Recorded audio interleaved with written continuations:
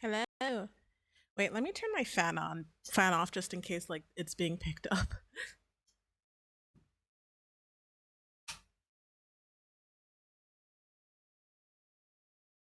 All right, that should be better hopefully.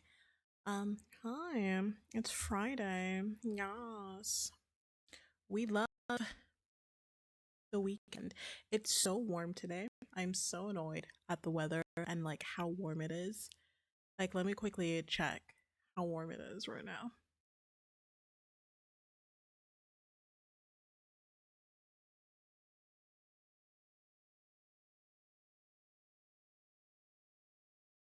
Is it raining right now? No, it's supposed to rain starting from like midnight. That's nice because we kind of need that. Oh my god, the weather's been so warm. It's so ass. Like, we're entering another heat wave, which is like great because like the short that I posted on let me move my mic a bit closer. The oh my god, I'm fucking sweating. The mic the short that I posted on social media today, very reminiscent of that, considering the fact that my brain's not working. I'm gonna turn the fan on again.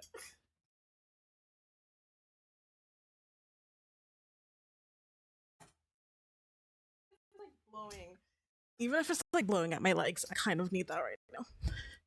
I apologize if you hear my fan in the background, but like I kind of I need it. I need it really badly. It's so warm. But um what I was saying was, yeah, the short that I posted was very fitting considering the fact that I was talking about how the weather was when I came back from my holiday. And it was so warm when I came back. It was 40 degrees when I came back. And obviously it's not as warm as it was then. Like that show's bad. But it's definitely a lot. It's humid, it's warm. Anyone who's out here being like, "Oh, I've gone through that weather. I go through that weather all the time." Yeah, okay, you go through it all the time. You're used to it, blah blah blah. Cut me some slack. I am struggling so badly right now. Like, don't even start with me. Do not start with me right now because I will fight you. I will fight you. It is too warm for all of this. Don't piss me off. But yeah, I didn't even end up going to work today because I wasn't feeling well. I was like having like, okay, TMI, blah blah blah, blah whatever. I was having tummy issues. Like my stomach was like not it. It was not it at all. Like it was acting up real bad. Ugh. And I kept on waking up in the middle of the night. So I just decided I'm not going to work today because I'm not feeling well. I'm feeling better now, which is why I'm streaming. But I was not feeling well in the morning. And I prioritize my health over my work at the end of the day. Cause like, yeah, obviously I want to work, I want to earn money. A, we work smarter, not harder. But I also prioritize my own well being. I'm not um I'm not gonna subject myself to feeling more sick in the end just for work. I think like that's the one good thing about Germany currently. It's gonna change real soon. Good thing is that we like they prioritize work life balance. It's gonna change soon though, goddamn. Yeah, that's what I did. I um rested. I played some strategic games. Total War. I'm not like the best at strategic games, but honestly, I do my best to learn. I'm the type of person when it comes to like strategic games, like I'm silent because I'm concentrating. I feel like I need to learn everything and understand everything, or I'm going to judge myself and my performance and be like, oh my god, I'm so ass. Even though obviously I'm not used to it. Like, but there is like a semi strategic game that I like, which is Crusader Kings. I enjoy the aspect of it where you can essentially do anything and make that work. I feel like I don't want to even call myself a jack of all trades because I am like I'm not good at anything. I'm definitely not a master of I'm the master of is is the only thing about the jack of all trades that like I would apply myself to when it comes to Crusader Kings. But I do have a lot of fun. I have my moments where I can like pull through. I think like strategic games when it comes to like war and like fighting, that's when I'm like, no. It's not that I clock out. I just generally my brain just is not in it. But I do my best. I do my best. I do my best. Mm, I do have fun. Like I have a lot of strategic games. I like. I mean, like when it comes to like certain games, I'm decent. For example, sorry, I had to pick something up. I'd say like for example, Arma. I am probably it's been a hot minute since I played Arma 3, but at the peak of me playing Arma, I was good. I was hell. I was well. I was a medic. I was good at controlling multiple units because I had to like as a a medic. I kind of had to like delegate AI the AI in the game, the unpriestlies.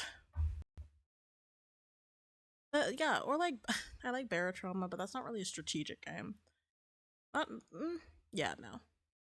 Strategic games, I need like a bit more grace. I just think I need to play it more. I'm so intimidated because I hate. I think like the one thing with me is I hate doing terribly. If I do terribly, I'm like, okay, fuck this. I'm not touching this game again. But like, I want to so that I can improve. But then again, like again, I'm so intimidated by it. I'm like, no, never mind. I'm gonna drop this game. So that's why like strategic games, whilst like I want to get better at them because I'm so intimidated by them, I avoid them completely. But I shouldn't. I shouldn't. I should give myself more of a chance. At least to try at least.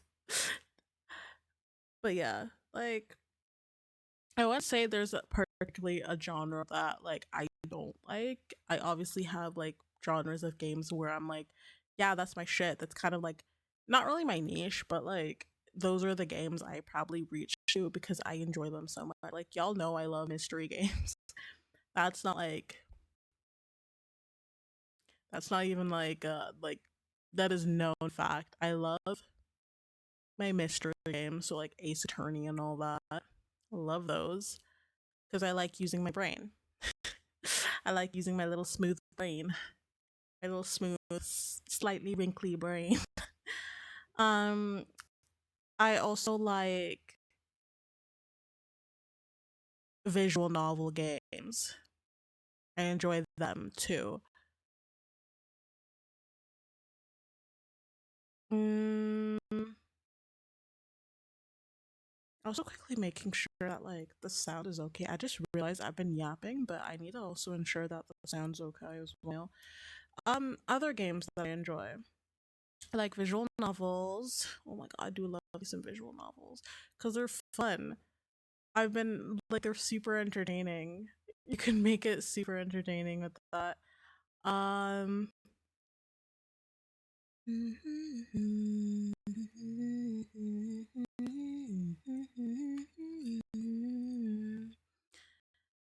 just quickly checking that everything's okay.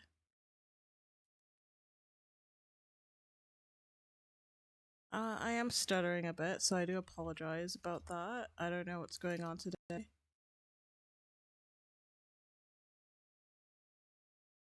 Wait, let me like speak. La la la la la la.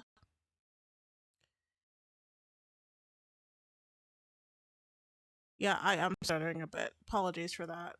My good old friend is acting like a little bitch. Aren't you? Aren't you? You are. But yeah, other games I like playing. Yeah. Okay, so I've mentioned what have I mentioned so far? Okay, I mentioned mystery games. I've mentioned visual novels. Gotcha. Certain gotcha games. Like I did like me Love and Deep Space, but I haven't played it in like a hot moment to be honest.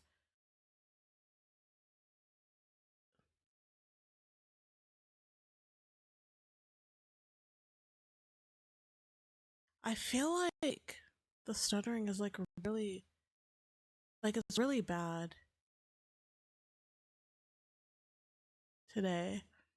I might use the PNG models today when I'm playing the game, just in case, because I don't need this to act up any more than it already is.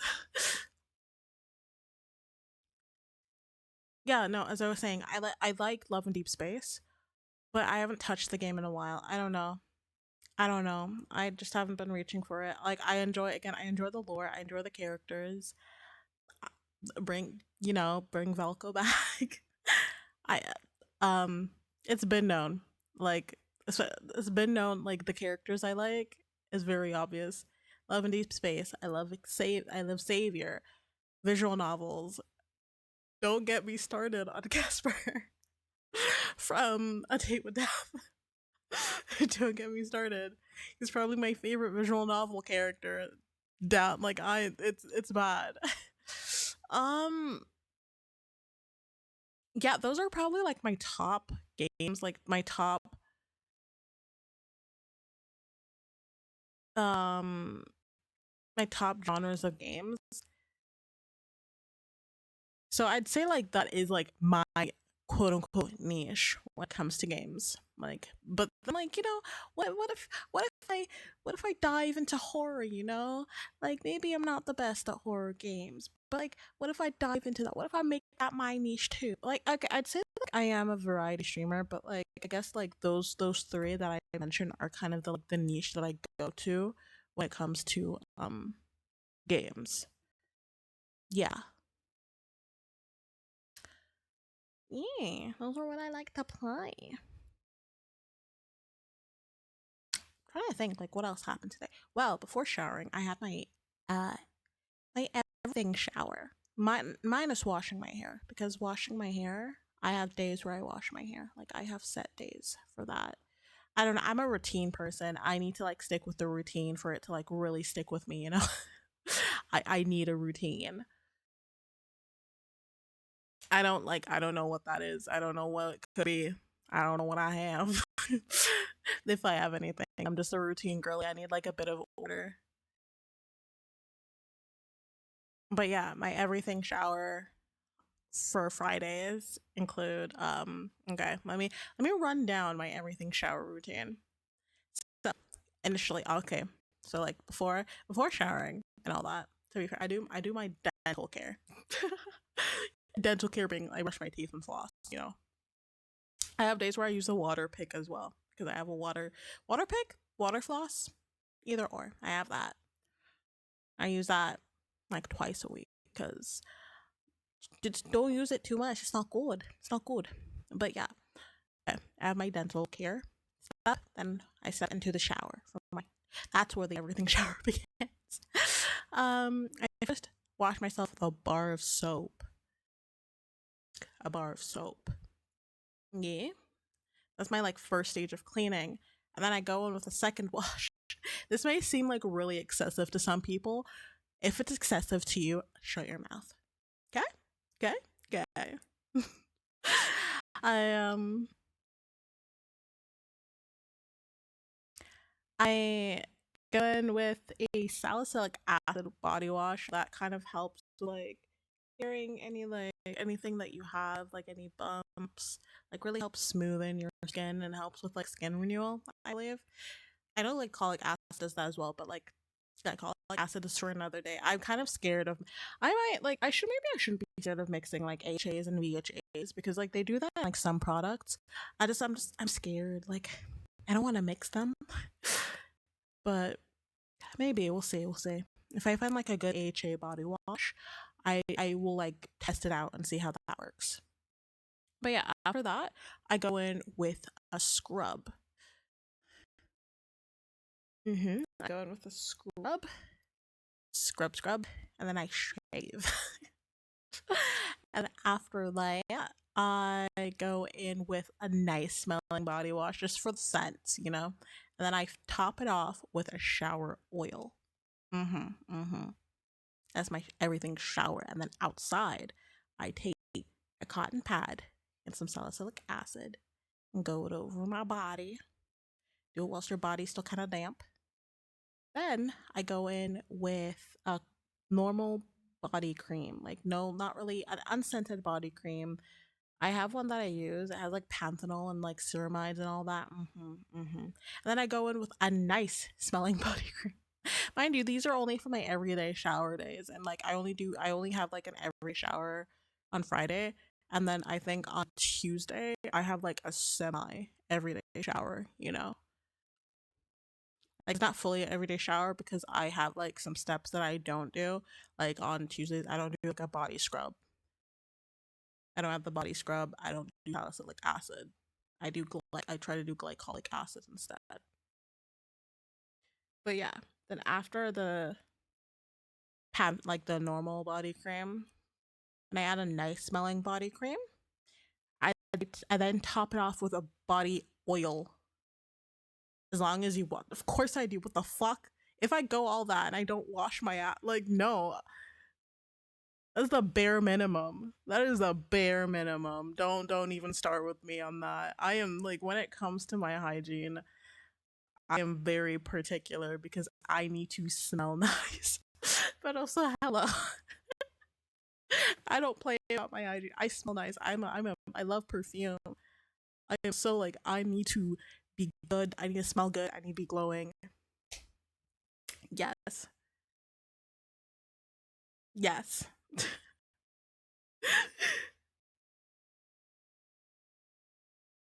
mm, and then like yeah, I wear perfume. Like I wear perfume at home as well. That is something I do simply because I like smelling nice in my own bubble. Yeah,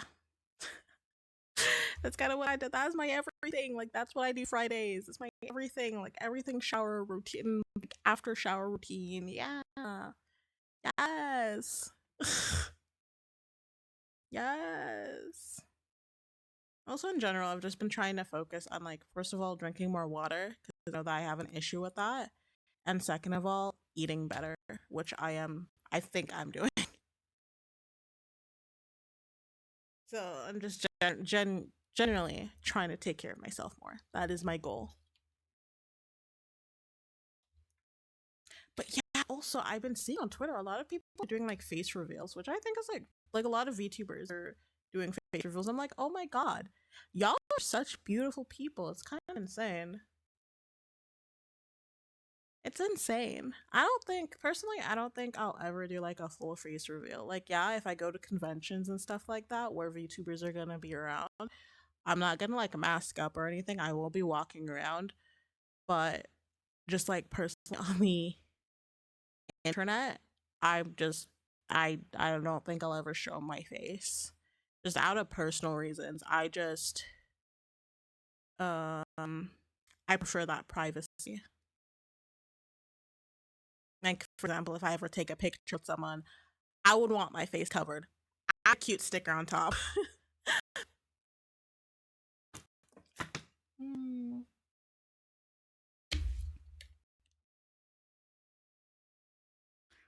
But honestly, no.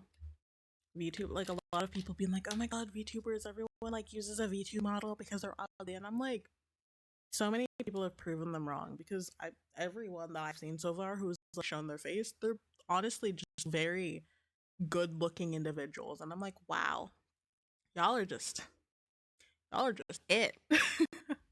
Y'all are just it. Like, y'all, visuals are crazy, insane. Insane, honestly. Like for example, like a Bao, who's a pretty big VTuber, she did a face reveal yesterday. I was scrolling on my Instagram on my 'cause I have like obviously I have my own private Instagram. And I have one for streaming. I was like when I was scrolling on my Instagram, and then like I click highlights just to like look through, and suddenly I see a beautiful face. Like Bao is beautiful. It's not even funny. Like she is gorgeous, and I'm just in awe. Like oh my god, what? But like also another thing, she definitely you can definitely say that she put a lot of effort into getting where she was today because she was on like a fitness journey and like it's crazy inspiring, crazy inspiring. I need to like hunker down, man. Crazy. Well, yes. What else? What else do I have to say? Oh yeah. Also this week, so like obviously today and Sunday, and then next week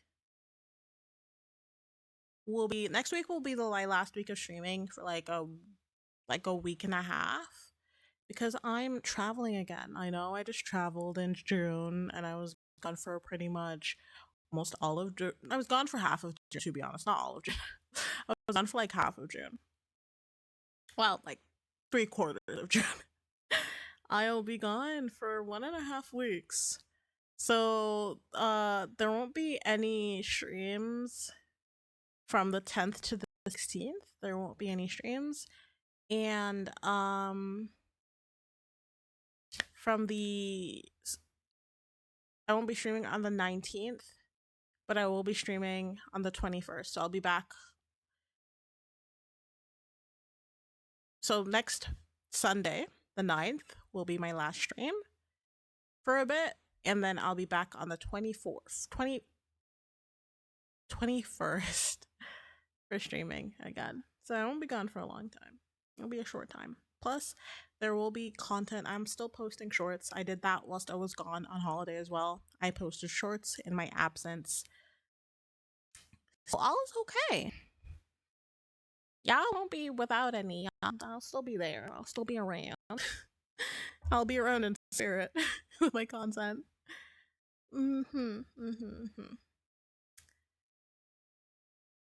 yeah, that's the plan. I'm going to a wedding, but I'll be going to Spain again. I'll be going to Spain. I'm excited though. I'm super excited. Is this gonna be like, yeah, I'll be a family member who's marrying, and I've seen pictures of like where we're going, like where it is, and I'm like, because I've never been to a destination wedding, which is super exciting for me. Super excited to see how it turns out. Yeah. Okay. Also, the plan for today. Don't mind me, like, quickly changing the plan simply because I'm like, I think we're almost done with Radiolight. So I'm like, you know what? Why not get Radiolight over, like, out of the way with? And if we get the chance to finish the game quicker than I thought, we can then move into the visual novel that I was gonna play, which was 14 Days with You. I think it's like a pretty popular yandere visual novel, but I've just never played it.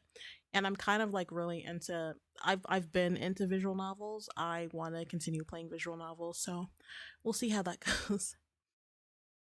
But yeah, first things first, we're going to try to finish Radiolight. That is the goal. That is the goal. I almost clicked stop streaming. Yeah, like, okay guys, bye. Have a great time. All right, let me quickly. That's enough music for now. I'll give streaming with the model a try, but if it becomes like if it starts like slowing down or lagging, I'm just gonna switch to the PNG model, which isn't an issue at all.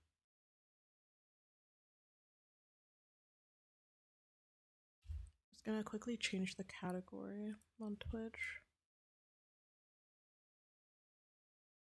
Also, oh my god, I feel so rude. I hope you guys are having a lovely like Friday. I don't know if I said that. I am so sorry. I typically say that. I hope you guys have had a wonderful I say Sunday. Oh my fucking god. I'd cry if the weekend went that quickly. I hope you guys have had a wonderful um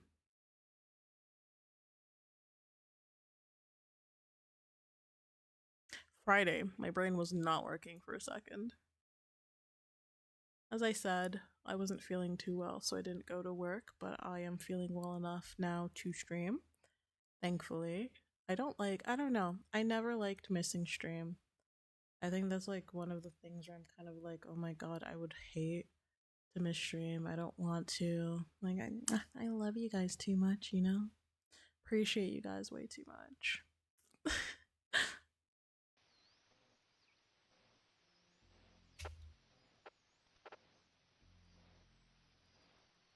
Wait, hold up. Return. Oh, okay, no, I did save. I would have actually kind of been pissed if I didn't. I would have actually kind of cried a tiny bit if I had not saved before we got off stream on Wednesday. That would have actually been a very big problem because we did quite a lot that day. And I would honestly just get off the game. What the fuck?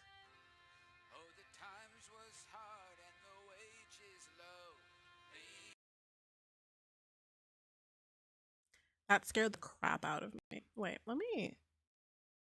I haven't gotten into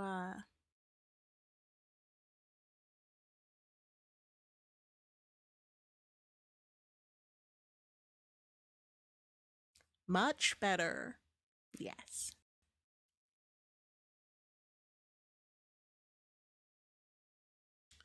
I hope the game isn't too loud compared to my voice, but if it's the same as yesterday, it should be okay.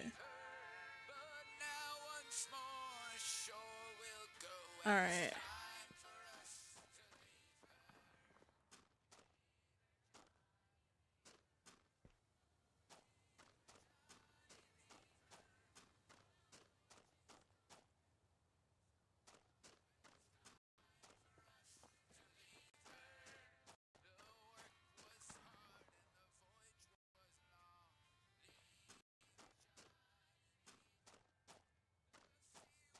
Okay.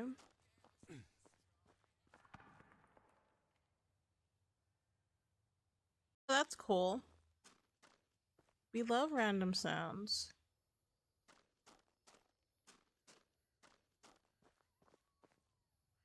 We can't go that far out.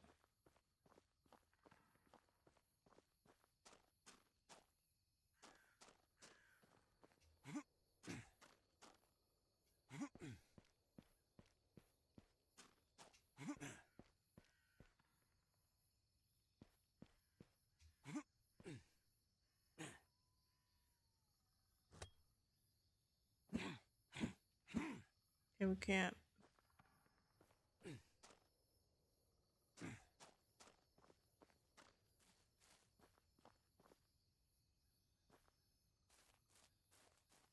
Look at all that crazy fog.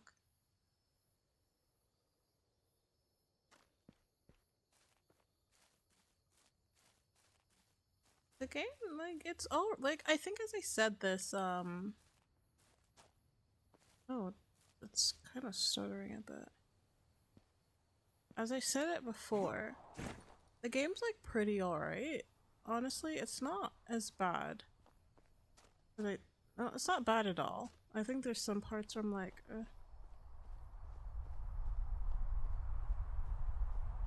I thought it would be a bit scarier, not gonna lie, but after like dealing with some enemies, I'm kind of like, oh, okay, it's not that bad, you know?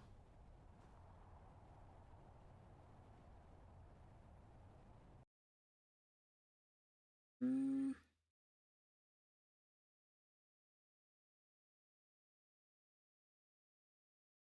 I think I think one thing that I don't like is the fact that the thing doesn't take deleting text into account.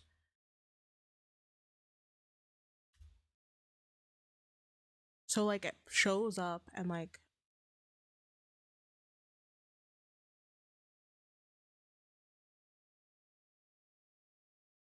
so I'm probably I think one thing that I can do is refresh the chat. That might help.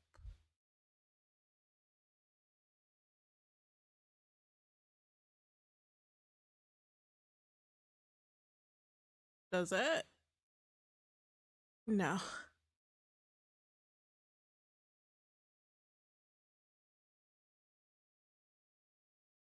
Yeah, it doesn't take like deleting stuff into account. I might need to look into that.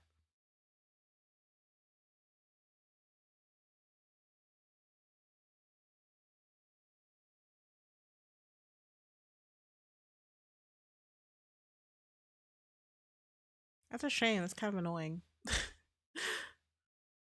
But oh well. No, actually, not oh well. It actually kind of bothers me. Let me go into stream elements really quick.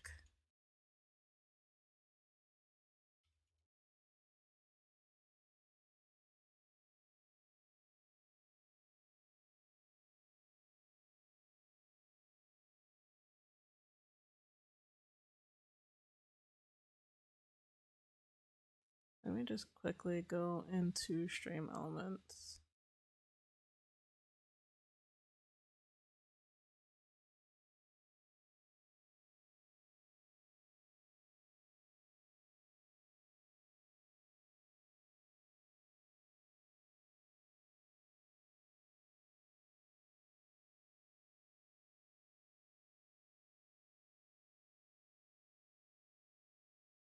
Because I'm sure there's probably like a way to.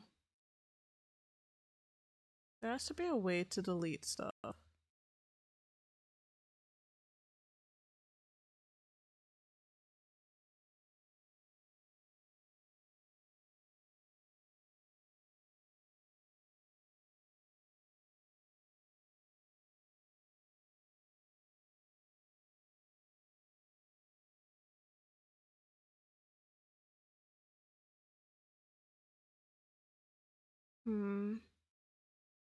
Not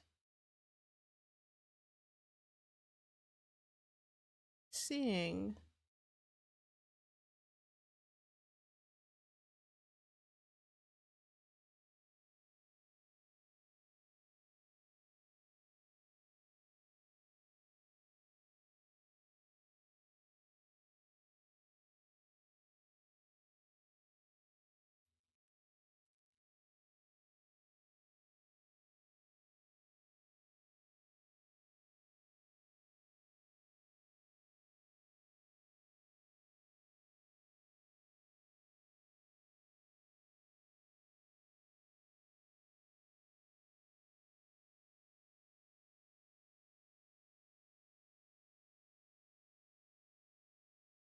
Hmm.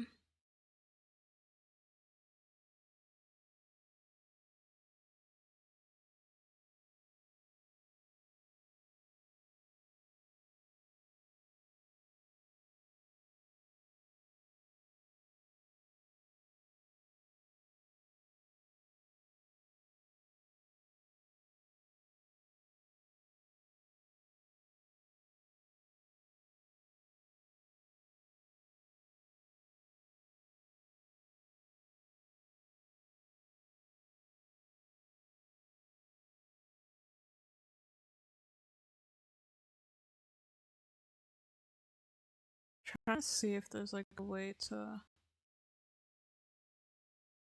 prevent this from happening, but I'm not seeing anything actually, unfortunately.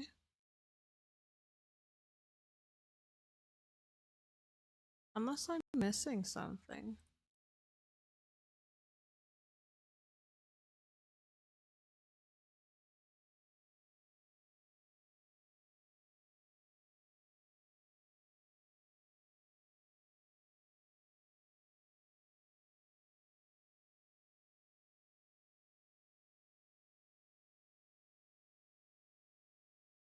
I do this.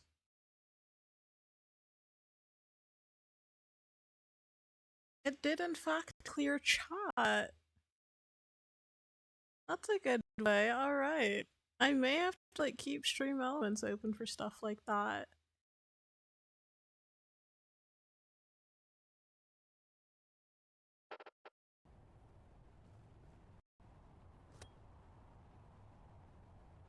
So we can't like report this? Oh no, because he's not here.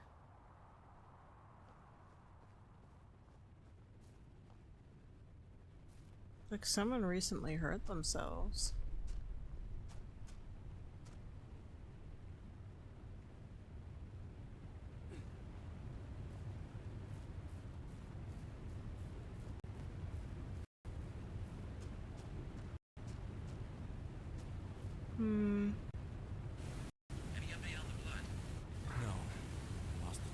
We didn't even report it.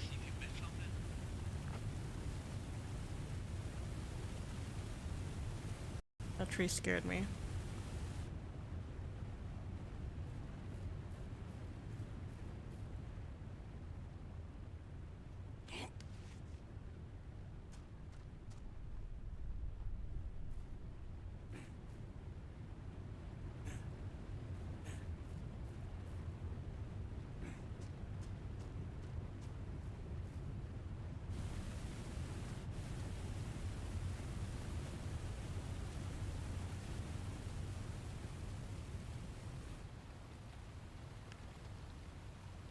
Okay, I'm almost back at the camp. I feel like I am missing something.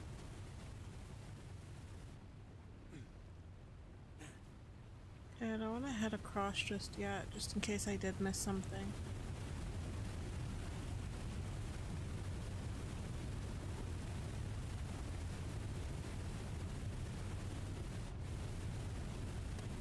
Let me see if I can like cut any of these down. Maybe it'll reveal something. None of these are like you can't cut any of these. I'm heading back up. Oh. Huh.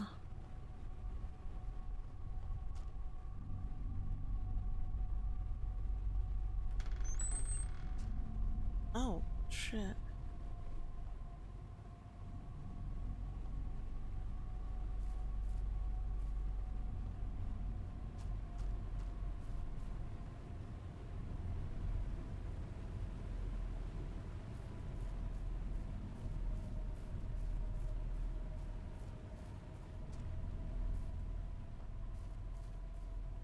Oh my god.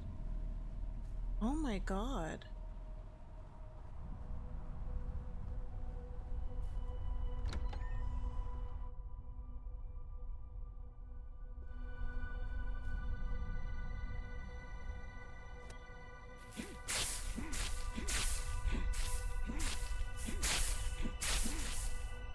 Ah, fuck. Shit. Got a dead body here. It's Harvey. No. No way. There's a photo in his hand. It's David and him. Can't this thing go any faster? Ethan, are you sure it's him? It's him. God damn it, give me the scene details. Looks like his left leg's broken. Snapped. Drag marks would suggest he crawled. Crawled from something. Right, or someone. He's on his back, head turned to the side, one arm's out, reaching for the photo. He knew something. He was onto something. Whatever it was, it got him killed. That's it. Our only lead on Elliot's gone. Maybe with what Harvey's been doing up at the tower. I heard someone's voice. If I can get the signal going, maybe it'll give us a lead. Hell yeah, do That's that. great. I didn't expect us to find some like dead body. Explorers.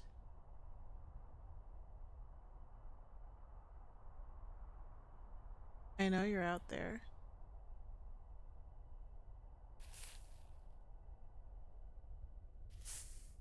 Wound looks weird. Sloppy job. Wound looks weird. Sloppy job. Unidentified key. Wonder where that could go. Leg's broken.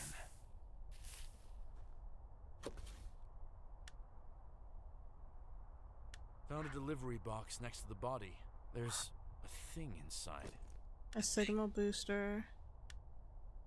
Yeah, it's some kind of device. Okay, that's actually what we needed. So all this time I've been looking Maybe for he was on one. his way to use it.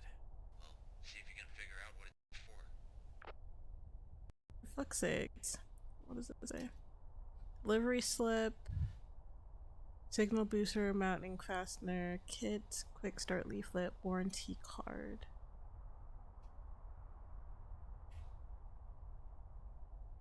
Oh, Jesus. Damn, Harvey, I am so sorry. So now we can actually go up.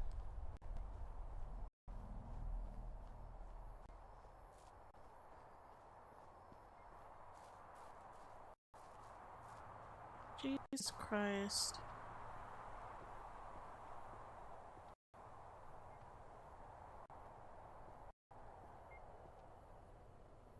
Let's see his body from there.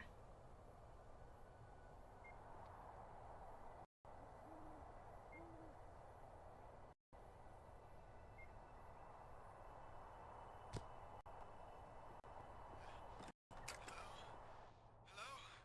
Can anyone hear me?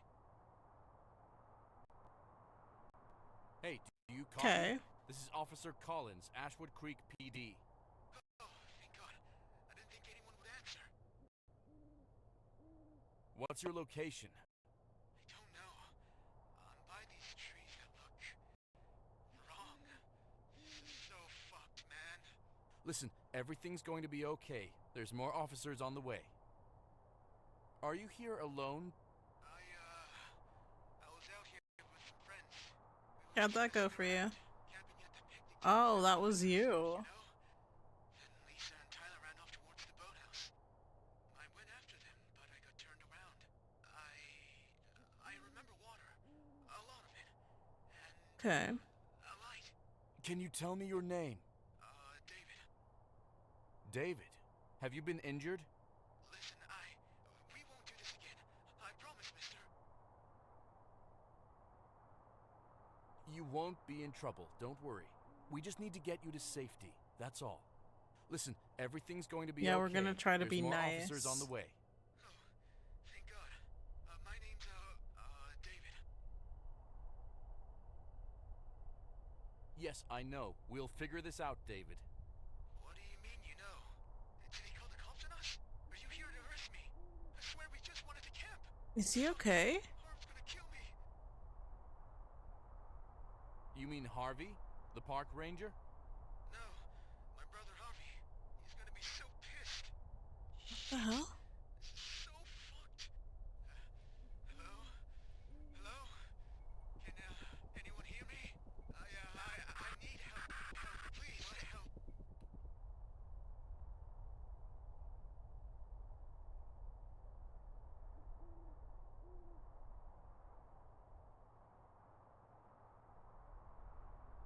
They're missing.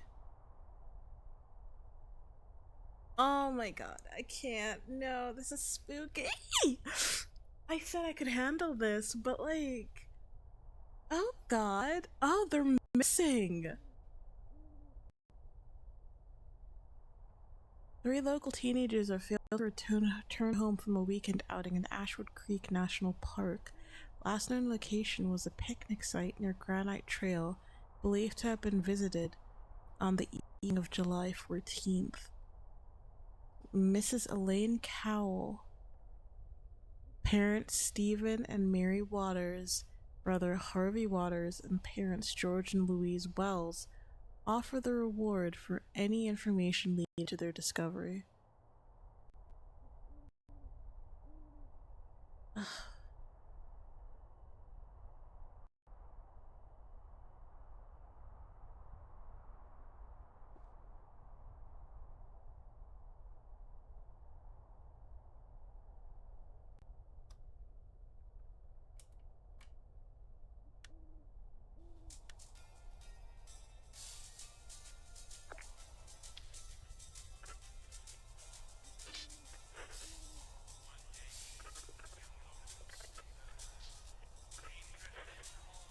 Okay, I thought we needed to do something.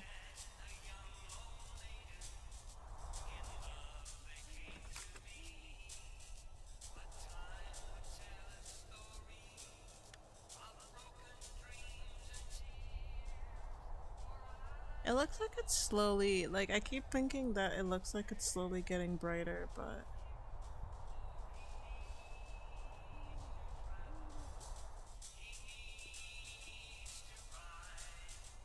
There's no light switch anymore here.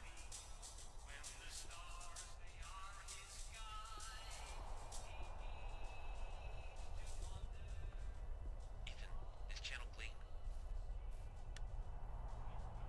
Yeah, it's just us. Why? I don't want this bouncing around dispatch. You gotta stop showing up like that, man. Rob, what? What are you... I covered for you again today. Say you had food poisoning? What the fuck is this? This is me trying not to get you fired. Custody hearings in a week. Me and Oh, these are fucking God. bad. Present. Clean. You promised me, man. You promised her. This already happened. We'll talk when you're back. Don't fuck this up again. What the hell?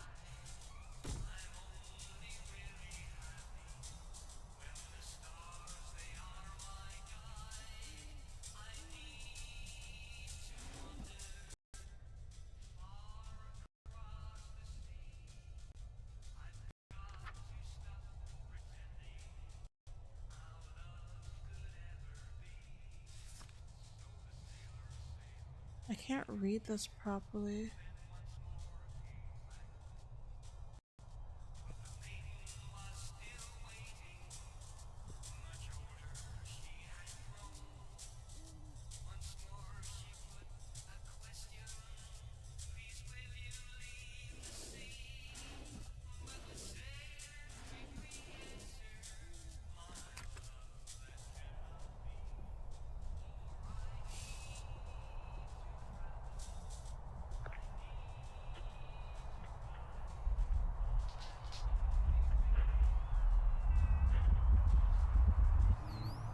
Same goddamn stretch of trees.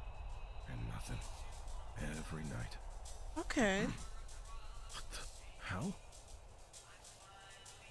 No way. What the hell are you doing this late, Jenkins? And with a kid? What are you thinking? Oh no. You know the caves are sealed off. There's no markers. Nothing. What the hell are you doing, Luke? Rob? Yeah.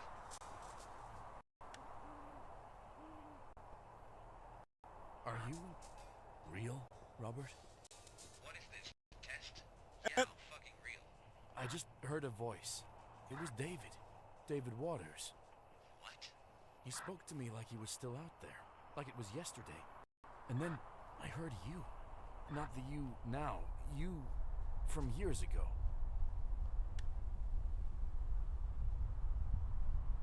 Something's wrong with time, Yeah. Rob. Just a bit. I don't expect you to believe that. No. I believe you. I had another one of those time distortions. It was Harvey. Chilling He here. was This seems like a watching. safe zone. Who? Elliot and Luke. They entered the caves that night. He led Elliot through the caves. Fuck. And now Harvey's dead. And Elliot might still be down there. I'm going down to the caves. Ethan, we're like 30 minutes away. There's no time to spare. I'm doing it. The right thing, for once. Okay. Man. Don't fucking die on me. I won't. Not yet. I don't know how to get to. I don't remember how to get to the caves. Oh, Skull Cave. So I need to go up.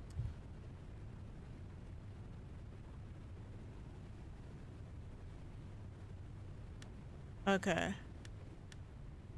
Now I remember. I think. Am I going the right way? Yeah, I am.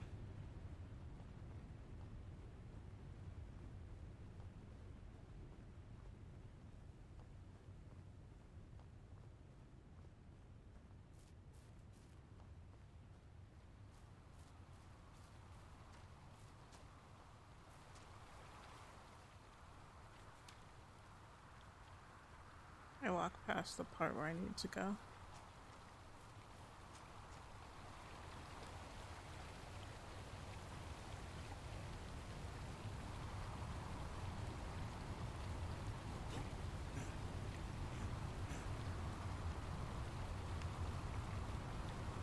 Okay.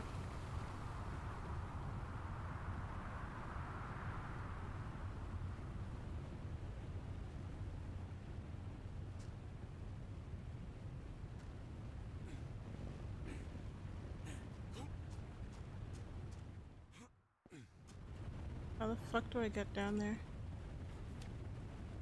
Oh. Anyways, oh, down here. Oh my god.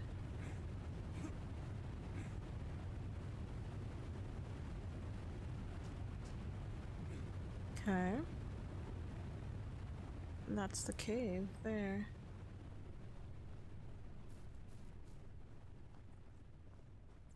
I'm assuming that's what the key is for.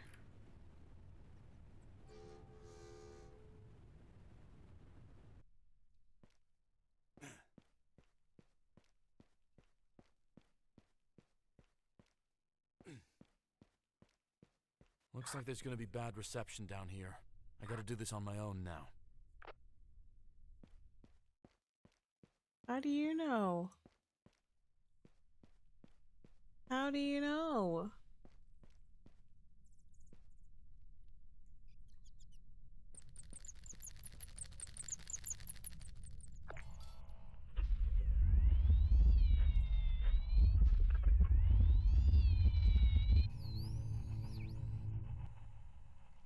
Back in the 40s, they used to lower miners down this shaft here.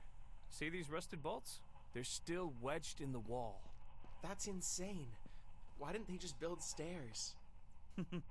Stairs wouldn't have felt as heroic, I guess. That's insane. Hey, Luke, Why didn't hold you? up a sec. Why Come didn't on, they you'll build miss the good part. stairs? There's a chamber up ahead. Isolates sound so well you will hear your blood moving. Elliot! Elliot! Hey, this isn't funny! Shit! Where'd you go? Where'd you... Luke, what the hell are you doing here? Elliot's gone. We were just looking around and then... Where did he go? He went deep down this passage, I think. Damn it. Stay behind me. Okay. So what you're saying is that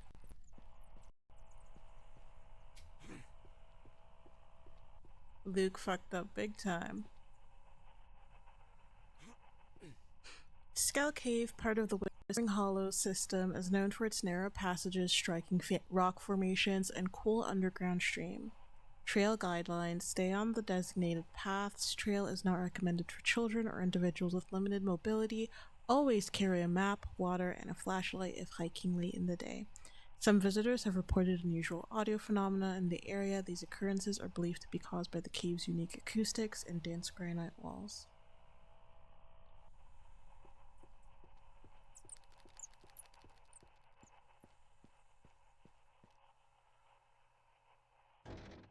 Okay, so we have no way of progressing in here.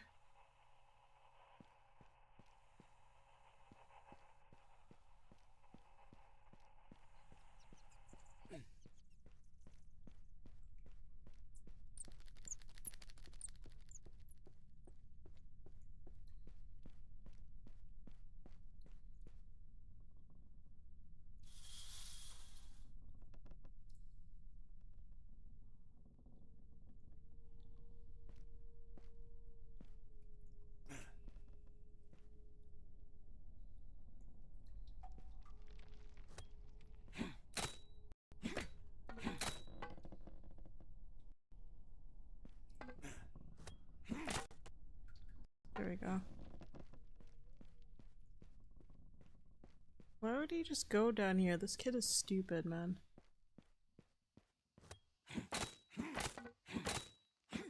Also, it's blocked. How did... I guess they crawled.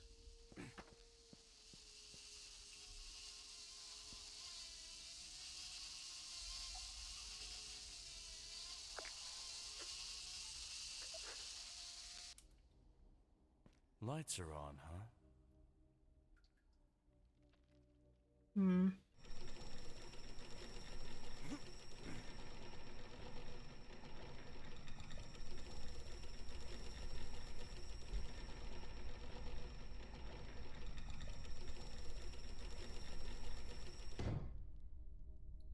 Lovely.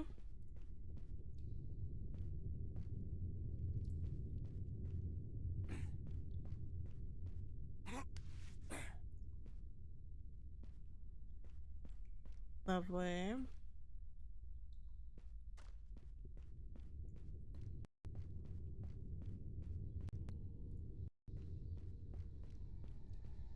What is this? She walks between light and shadow. Return as promised. I affirm.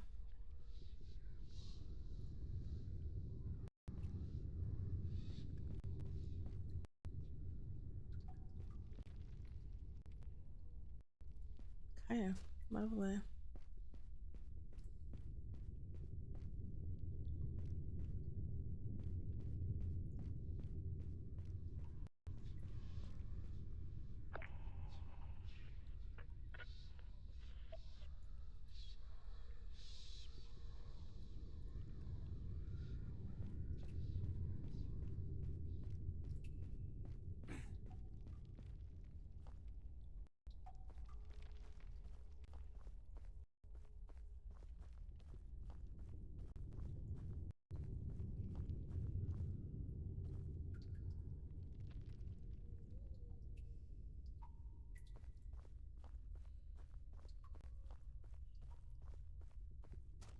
I feel like I'm super invested in this. I'm like locking in.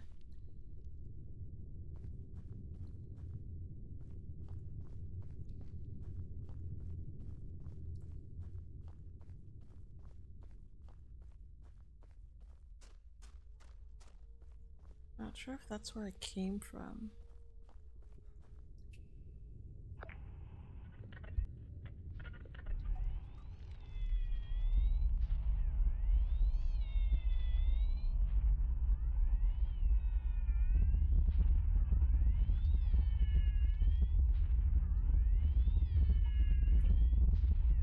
Okay, anytime now.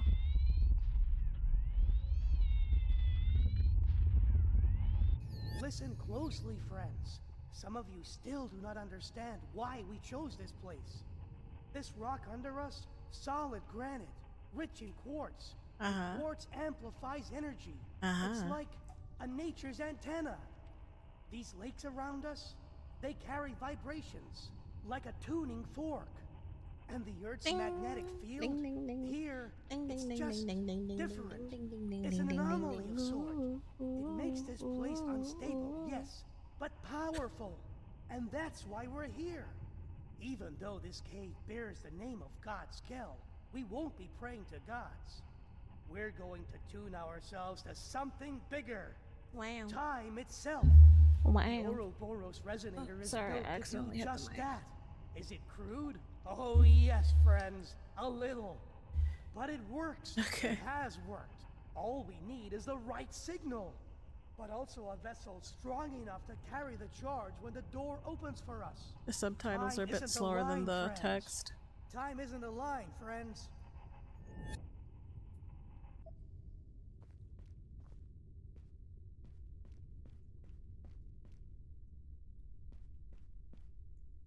Okay. So we just came here to get like extra knowledge.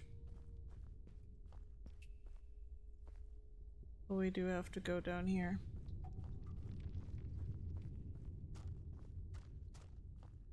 But yeah.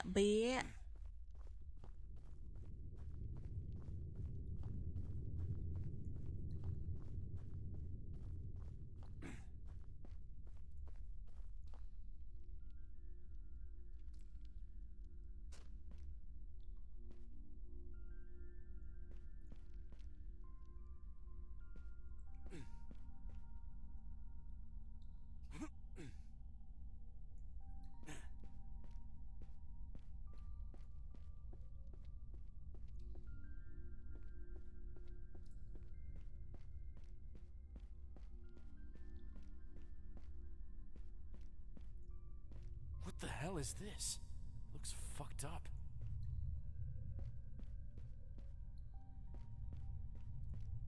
What a nice thing to say. The hell is this? Looks fucked up.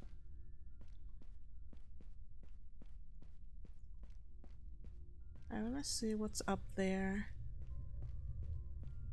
before I do anything here. I'll see if I can go up here.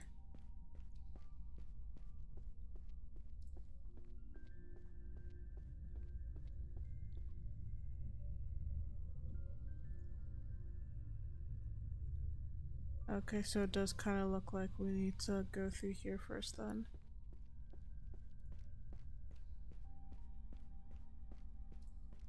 Let me save. I haven't saved in a bit.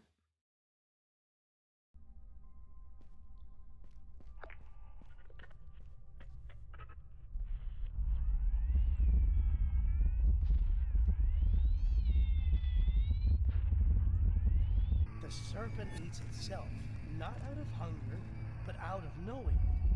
Friends, we've spent decades tuning into frequencies that stretch beyond just flesh. We thought the symbol of Ouroboros was simply I'm a locked. repetition, but it is resonance. It is with resonance that we can speak through time. These coils, one comes on I'm each locked here. Was I pylon. supposed to go up there They first? must align with the spine of the resonator. That's when the signal stabilizes. This vessel, it's not a sacrifice, not death, but transformation. You hold great power, my friend. When all aligns, we Who will is that open in the there? way. Time will speak. You see, everything has a natural frequency, even time itself. The resonator will carry our signal, not through air, not space, but through the membrane between now and what was. What? I'm Now, so friends, confused. take out your devices. Now, Let us friends. listen. I can feel it, friends. We're making contact. Here it comes. Do you hear it? It's... What the fuck?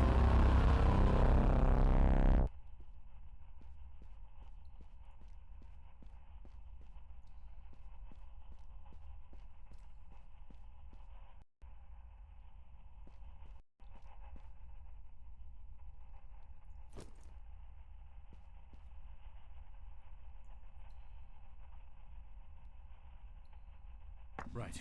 That's one of the three.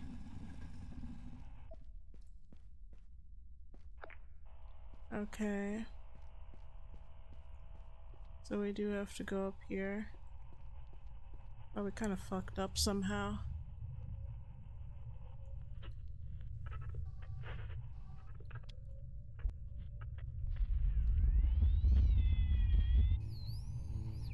Harvey, I swear he was just here.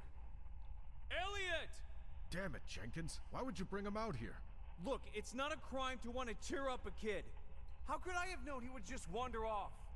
There's something up with the caves down here. Yeah, that lift didn't look like it was left here by the miners. How did that even get here? Hey, Harv! You with me? I swear What was that? You heard something? No, I thought I saw... whatever. Oh, this is... not good. What the hell is this place? What the... It's... the light. Listen, we've got to go back and call the police. It's somehow connected. Harvey, let's go! You remember the night David and the others went missing? David? Is now the Are you time? still... Some of the visitors remember seeing strange lights in the distance. Listen, whatever this is, we're getting someone. It's strange. I feel like I'm right next to him. Like I'm...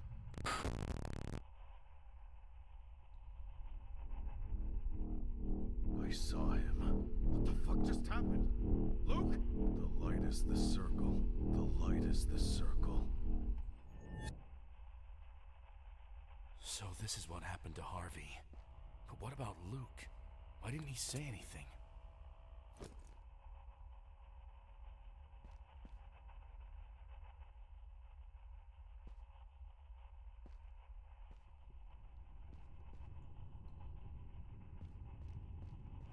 That's the question. Why didn't he say anything? Like, he knew what happened all along. Why is he staying quiet about it?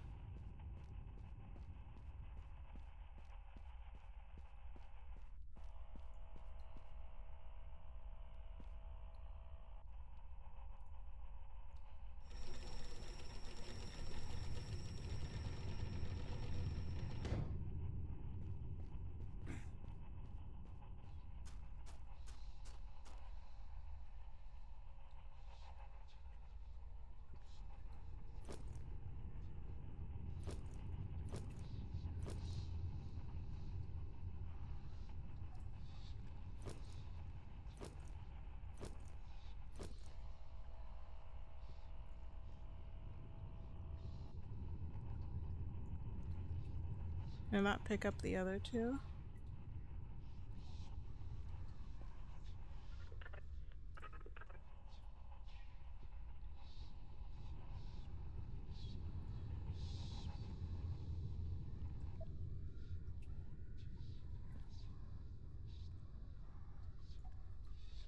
Hey, I can't pick up the other quarters?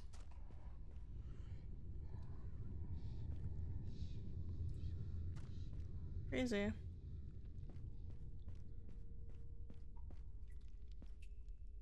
Thing is, I don't know how to get the. I have the red one. I got the blue one. How do I get the last one?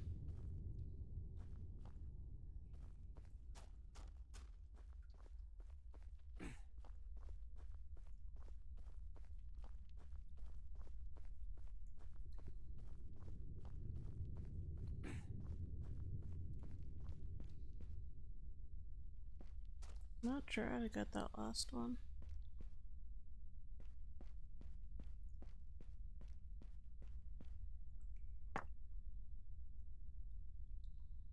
Where do I get the green one from?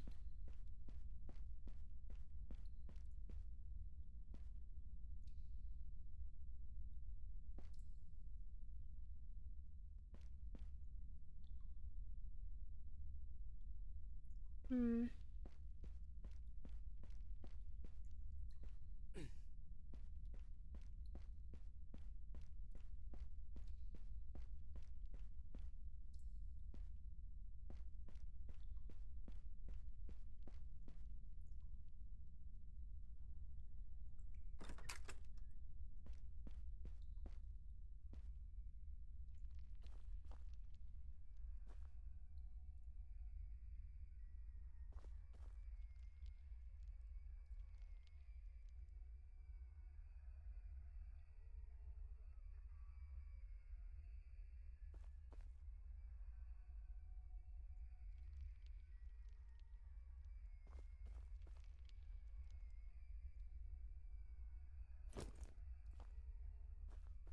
Alrighty then.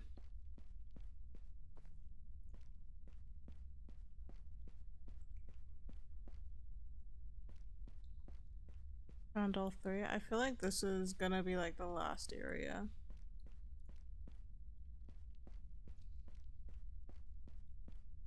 So I'm gonna save here.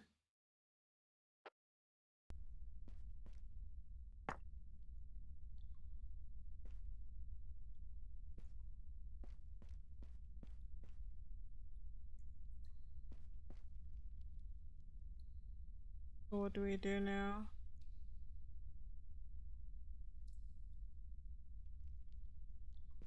What do we do now?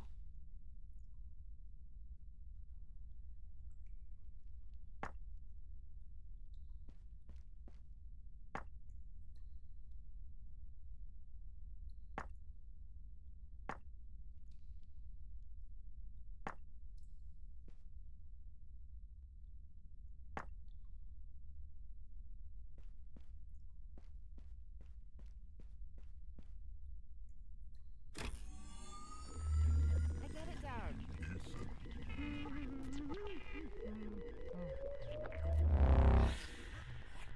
Elliot! Elliot, hey, are you with me? Okay. What the hell are they doing to you?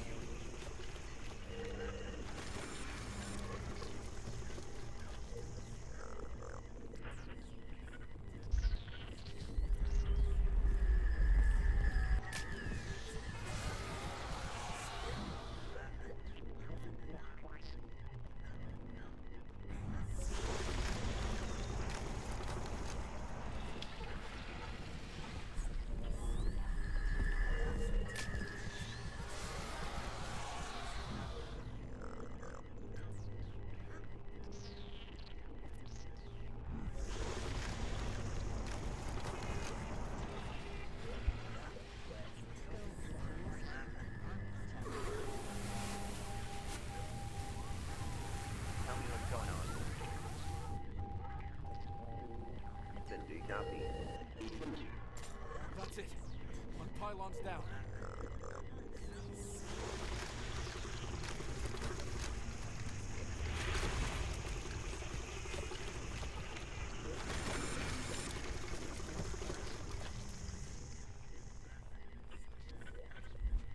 Fail. Fail. Fail. It hurts. Noise hurts. All so we have to do 2 at the same time. That's great. I'm not running. I'm not. Get out of the car. They tell me if you see it. Run. Ethan.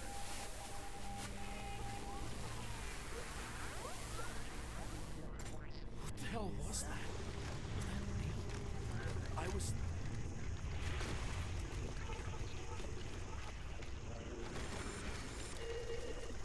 Oh shit.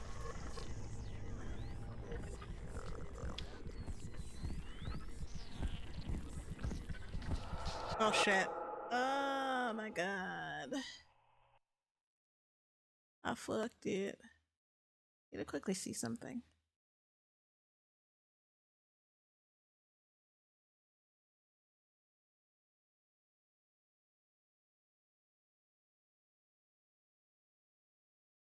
This game, man.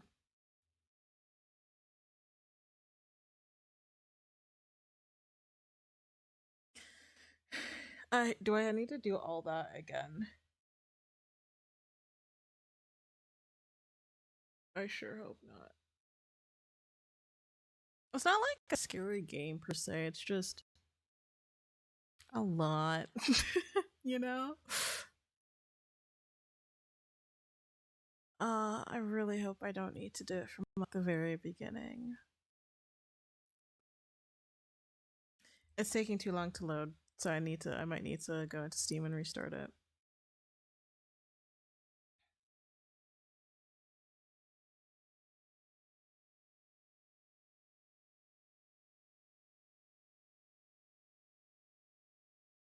I could have roasted and ate the marshmallow. I didn't have a choice. I just quickly saw the thingy. I didn't have the option to. I would have eaten that marshmallow. The fuck?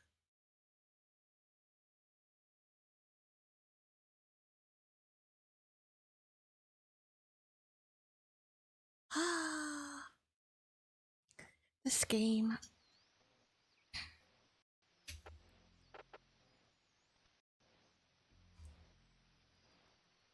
I think I need to do it from the beginning again.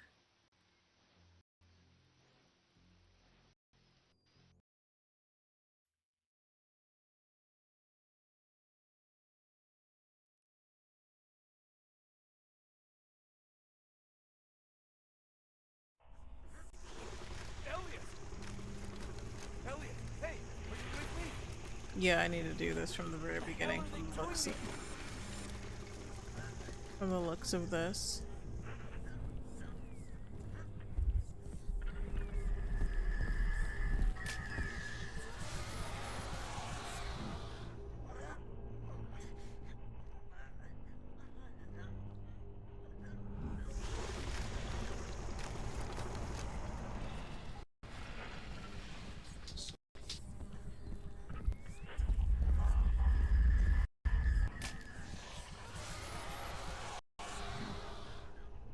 Okay.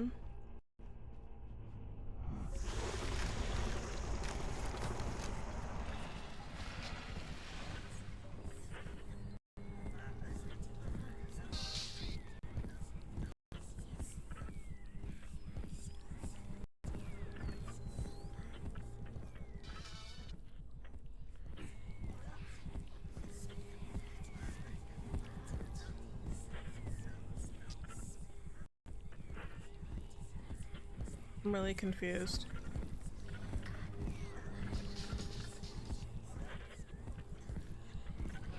Let go, please. Oh my god. Tell me what's going on. Then do you copy? That's it. One pylon's down.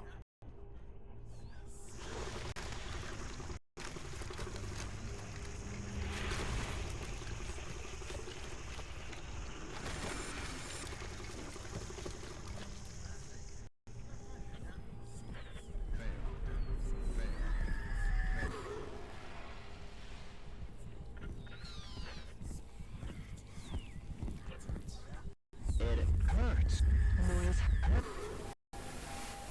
Okay. Oh, I know it's going like Got that done. I'm not running. I'm not. Get out of hiding. Tell me if you see it. Run. Keep still.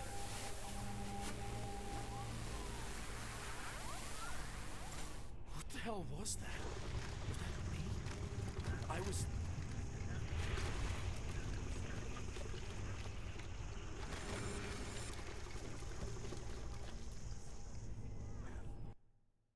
I hate that I can't save the game now. Makes sense, you know, but.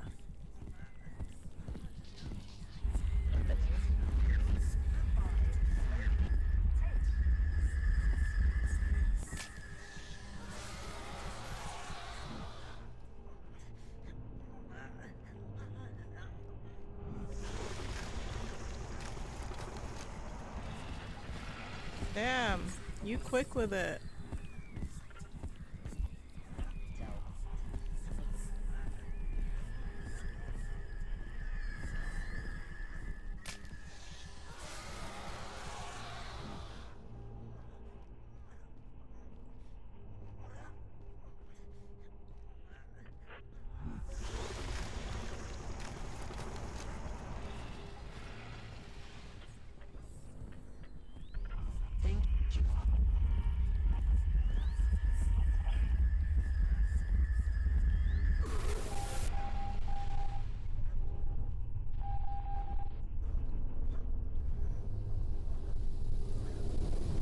So do you see it? Should look like a regular ranger car. Tell me when you found it. I got it. Now let's get Elliot.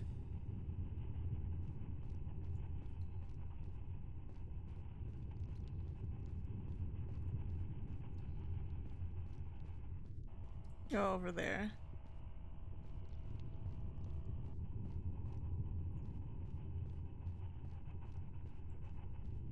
Oh my god, is it daylight? Guys, we've done it! I can't save.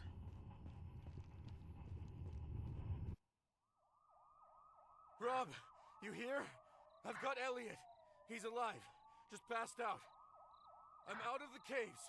I just laid Elliot down by the tree here. Ethan, thank God we're here. I've got folks coming in. Where are you? We're at the parking lot. Fuck. I just gotta catch my breath. You did great. I think I see the kid. They're rushing in to help him. Where are you, Ethan? I'm right here.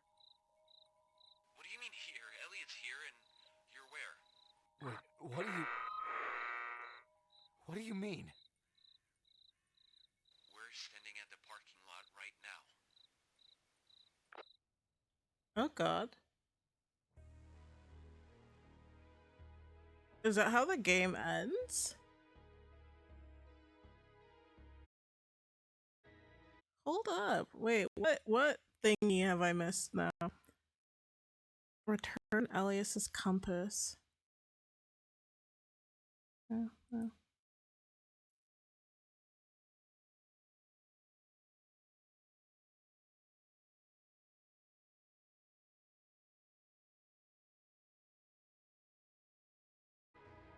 Is this how the game ends? Like, there's no, like, other way to unlock an ending? I saw, like, a thing saying, like, the last... I won't lie, when I played this game, I saw a community thing saying that the boss fight was impossible. It's honestly not that bad. Like, personally, I'd say it wasn't that bad. As long as you have distance and you're taking your time scrolling through the radio, you're bound to get it. Like, the only time where I'm like, oh shit, like this might go to shit was it when I had two of them appear at once. But again, if you have distance between the two and you easily get one down, then it's a piece of cake as long as you have distance. It wasn't that bad. Like, it's an interesting game. The concept of the game itself is super interesting. I just think some parts of the execution and like the whole story in itself, like the idea was super interesting, but the like I don't understand. Like, I didn't understand the whole thing. To me, that didn't make any sense. I kind of understand that with this, like, time is fractured. So now, what's his name? the police officer, he is now trapped in that whole thing. I think like maybe Harvey may have been trapped as well, and Elliot was trapped in that time loop. But now that it's destroyed, but he's still stuck in it, what happens to him? You know, is that how it ends? Wait, let me look it up. Is that how it ends?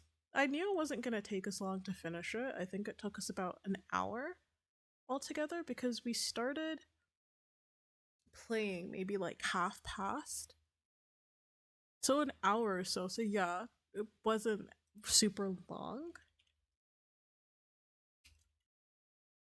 There's definitely some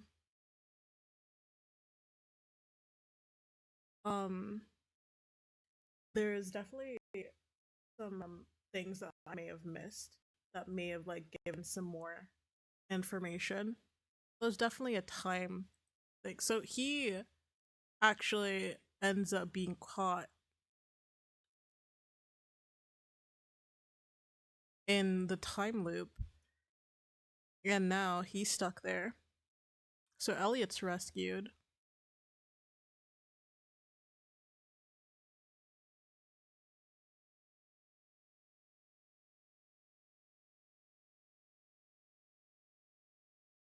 But like wait, let me read. So yeah, essentially Ethan sacrifices himself to close the rift or stop the cycle, and he becomes trapped in between worlds essentially.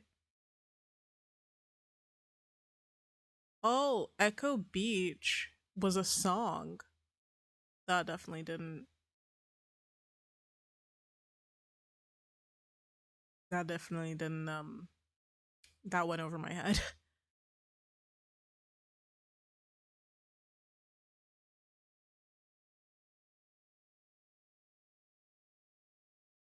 Okay.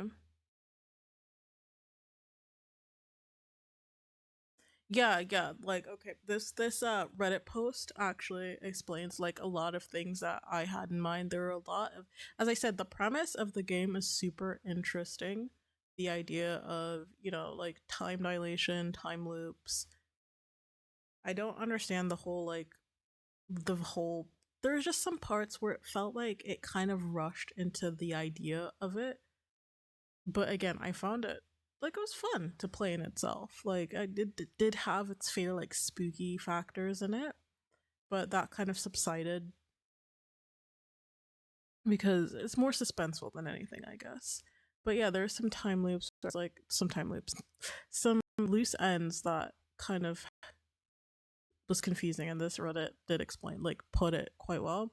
So one is the Black River Project, which is you know, the investigation into the anomalies. We don't know what happened to them. We don't know what was going on. We don't know whether the government was involved or like something else.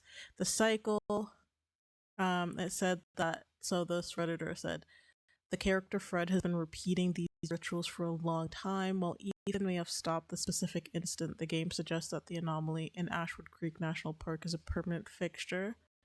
The other side, the game ends with Ethan in a dreamlike distorted reality. Some interpret that this is him finding peace, while others see it as him being trapped in a loop of his own memories.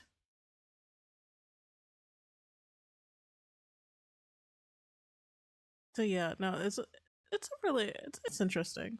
The Reddit post, it definitely, there is a lot that wasn't covered in the game,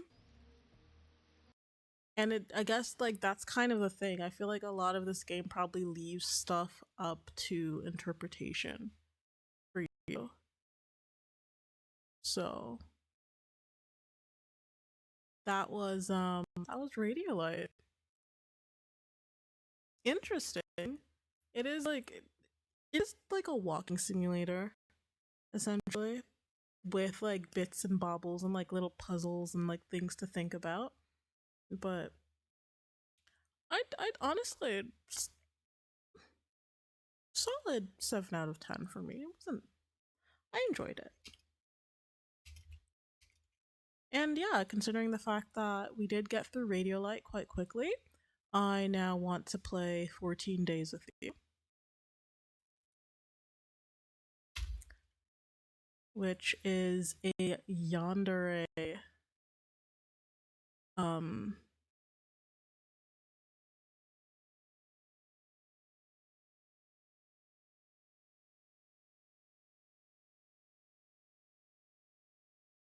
my brain's not working.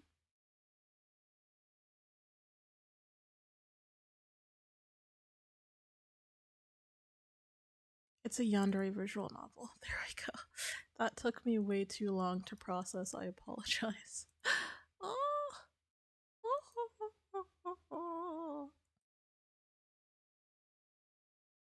All right. Well, yeah, that was Radiolite. We're done with that now.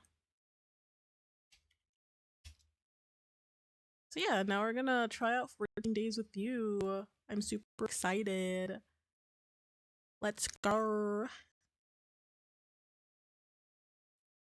I do like visual novels, and like I enjoy the Freak Circus a lot. Yeah, they get like freaky, absolutely. Like yo, Freak Circus is correct. They are freaked the fuck out. But I enjoyed it.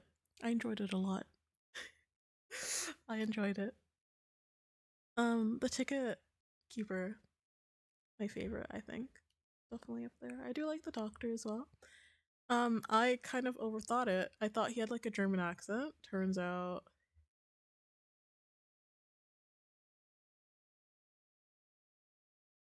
oh my god, also I just noticed. Hello, YouTube. I apologize. I have mentioned this a couple times for people who aren't aware with YouTube. I unfortunately cannot read chat on YouTube due to the fact that I only have one extra screen to look at Twitch. So if you do want to say something, I do absolutely recommend coming to Twitch.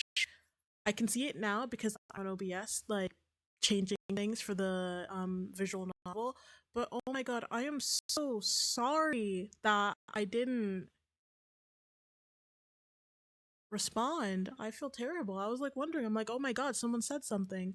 Again, I am sorry. I am so sorry. I should probably next time I'll definitely pin a message for it. Oh my goodness. I do apologize. I feel bad. I feel really bad.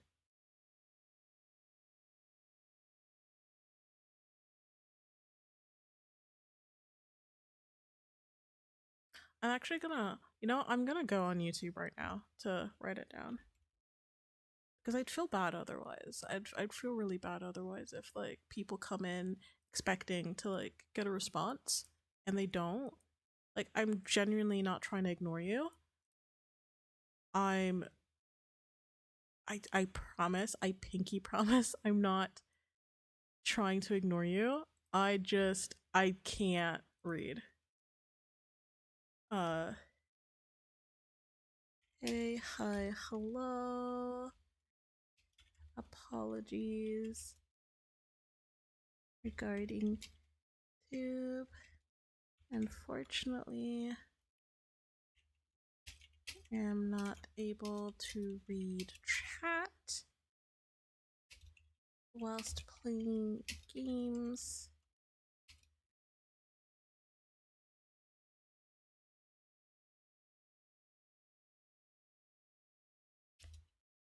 So if you'd like to read a message, if you'd like me to read what you wrote, I highly recommend coming over to Purple Chat. And for people who don't know what Purple Chat is Twitch. Alright, let me get the game up. This is in Windows mode. Let me get the game.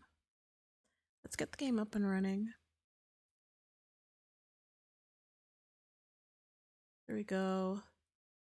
It's a bit small.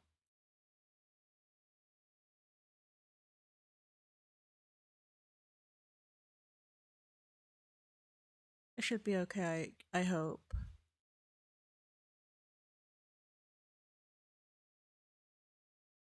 And then let me change my overlay a bit. Let's try to fit with the color scheme.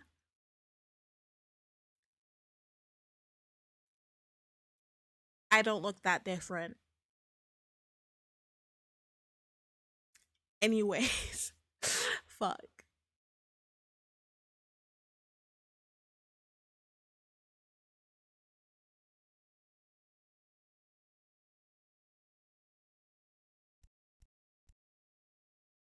All right.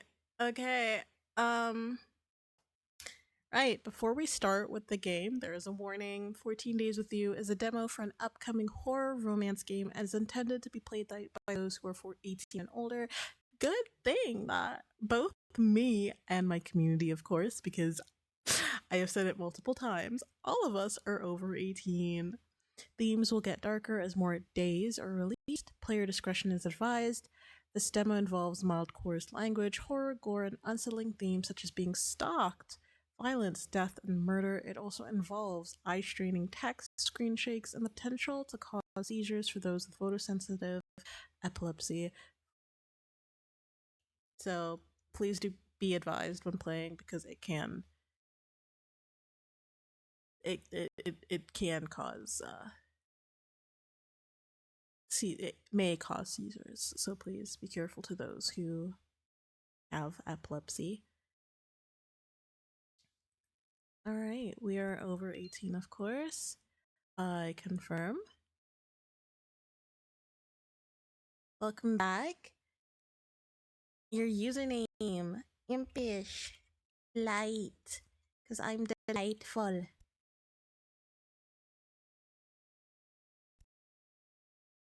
Are you a content creator or a live streamer? Yeah. Oh, shit.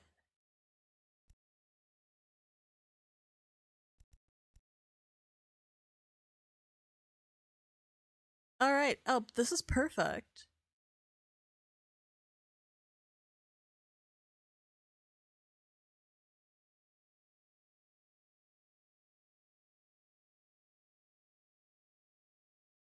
Okay, thankfully, there is a streamer mode.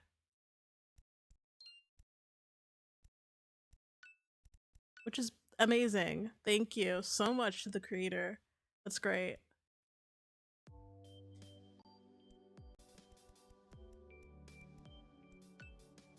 And that's number 1. Ooh, I'm keeping track of how many times you've opened my game.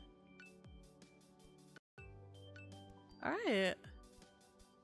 This is cool. Alright. Make it. Ren's hair is.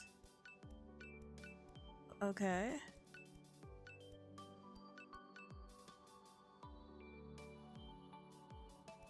So these are the different days.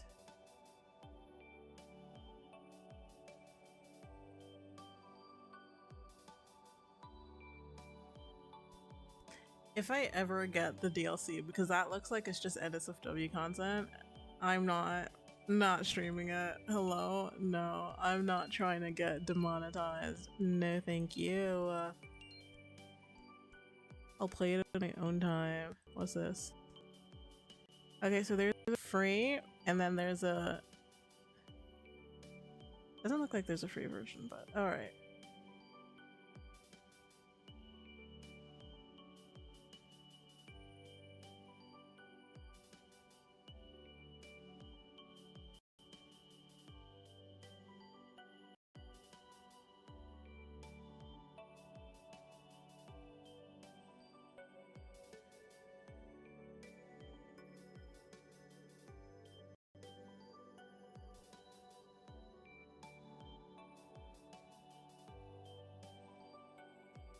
Go.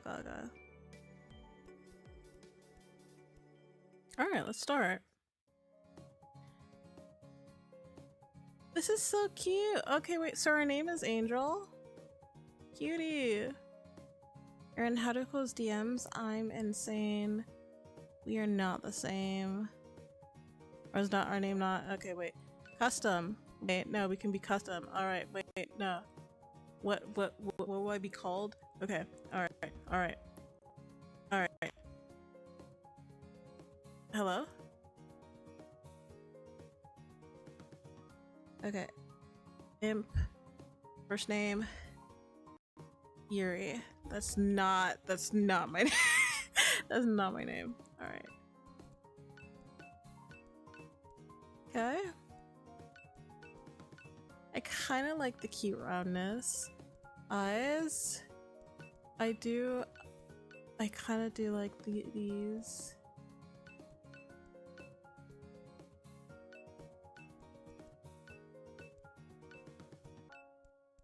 We got them long lashes. Hair. It doesn't have like a, okay.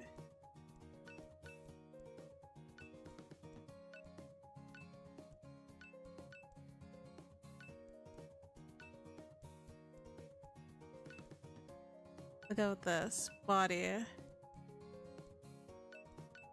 Okay. Miscellaneous. So my hairstyle is coily mid-length.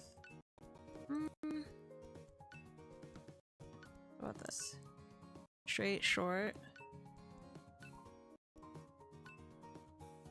Locks, mid-length. Okay, I kind of do like that it gives details about it. So I kind of, what is this one?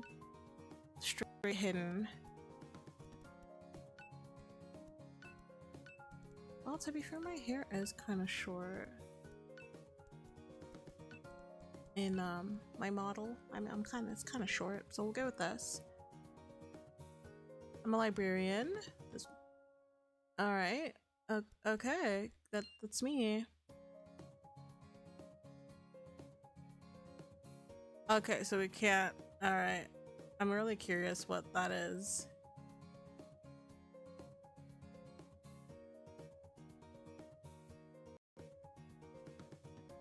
Change my password. Password with a 0. What? Change my icon somehow.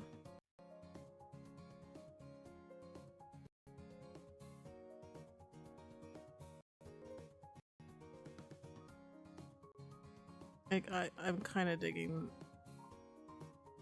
this.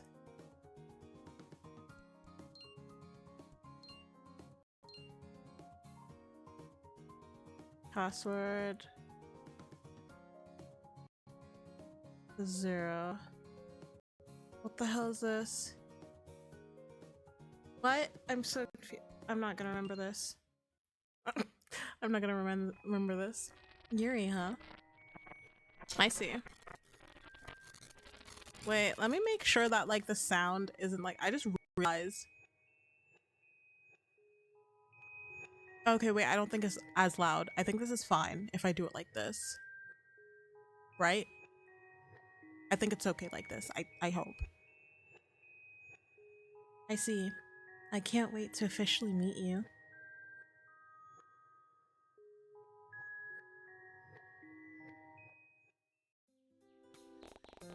And in other news, the remains of yet another body, oh that's amazing, has been pulled out from Lake Blue Moss, making it a total of 4 unidentified victims this year. Authorities believe that... Stifling a groan at the rim of my coffee cup, I fish around for the remote, lodge between cushions, and turn off the TV. I wasn't about to let some morbid headline damper the start of my cheerful morning, especially considering how today was going to be my first day at work after finally getting that hard-earned promotion. Well, I don't really think it's to damper your morning. I think it should cause for awareness. If in a year 4 victims are pulled out from the lake, y'all have a serial killer on the loose and you're not worried? Girl, I think you have other things to worry about. I mean, sure, stacking and sorting through books at a library might not have been my dream job, or even my first choice of place to work after moving back. But the pay was nice, my coworkers were friendly, and the building was located within the perfect walking distance from my apartment. There was even this adorable little bakery along the way that served the best shortcakes and croissants known to mankind, and the manager there always loved to hand out small freebies whenever I stopped by. It still beats living in the city though. Honestly, I wasn't even sure why I left my hometown in the first place. The fast-paced, hustle and bustle lifestyle of the city just wasn't what I was longing for whenever I stared out of my window on sleepless nights, and the people were really rude and indignant. It was nothing like Corlin Bay. where everyone felt like a close-knit family and the air smelled like the sea rather than pollution. And sure, the local crime rate might be getting out of hand as of late, and there might be fewer things for me to do here. But my new job keeps me busy, and I prefer spending time alone at the beach over visiting shady bars with people I barely considered friends. In fact, oh my god, who is it? Setting my mug onto the table, I reach into my pocket and pull out my phone. A notification from Moth, my online friend, pops up, so I tap on the screen to read their message. What greets me is an adorable sticker of some anime character giving a thumbs up, as well as a short message that says "Good luck today" underneath. Moth had always been adamant about showing their endless support for me, even after 5 years of friendship, curse memes, and late-night video calls. And even though I would never admit it out loud, I was truly grateful to have someone like them in my life. Aw, this is so cute. This is so cute. We love friendships like this. Pulling up the keyboard, I begin to type a response to their message. And back another sticker.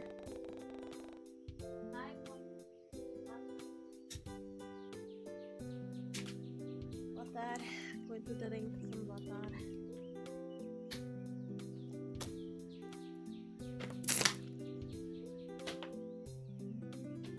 Water. Get out the water. When did I download that pack of anime stickers? Not that I was about to complain or anything. After all, they were free, charming, and included some of my favorite comfort characters. Without hesitating, I send back the sticker of some green-haired protagonist holding up a giant heart. A great chat bubble pops up just as I hit the send button, indicating that Moth was typing out another message. By the way, did you see the latest AOG episode? I heard Haruko got an outfit change. Spoil it for me. Did he really change his hairstyle as well, or was it really just his sorcerer outfit? I can call myself his spouse if I don't even know whether he changed his look or not. Oh my god, we have a Yume shipper. Cute. Attack on Giants? Is it like a magical girl or like a magical boy show? What do you mean Attack on Giants? Attack on Giants, or AOG as Moth like to call it, is a popular anime series that we recently became obsessed with, and Haruko is one of the main characters from the show. He's a sorcerer from the Shizuka clan. Okay? And is widely known for his shy, empathetic, and airheaded demeanor, and, as of late, his unique hairstyle has become a trending topic within the anime community. And I'm thinking about it, what hairstyle did Haruko have in the latest episode of AOG? His hair is long. He grew it out? I knew there was a 1-year time skip, but dang! I'm bouncing off the walls right now. By the way, I don't mean to change the subject, but didn't you say last night that you were going to head to work at 8 AM? Because it's like almost 9:30 where you are right now. Right? Or am I just dumb and got the time zones mixed up again? Looking at the time... Oh, you're late? Crap. Grabbing the coat that I had carelessly... You were on your phone. Like, did you not look at the time? Mind you, I can't even say anything myself because... I would have... I have my moments. Sorry, I'm just quickly looking at something.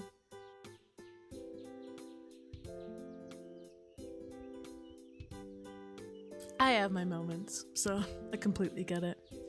Grabbing the coat that I had carelessly strewn across the back of the sofa earlier, I quickly shrug it on before making a beeline towards the front door. Before I leave, however, I spare myself one final glance in the poorly hung mirror in the hallway. Hopefully the outfit I chose was appropriate for my job. Something cute.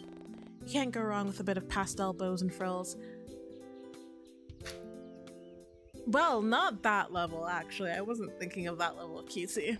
Giving myself a small spin in the mirror, I admire how the soft fabrics and patterns float around me. But enough of that. I can check myself out another time.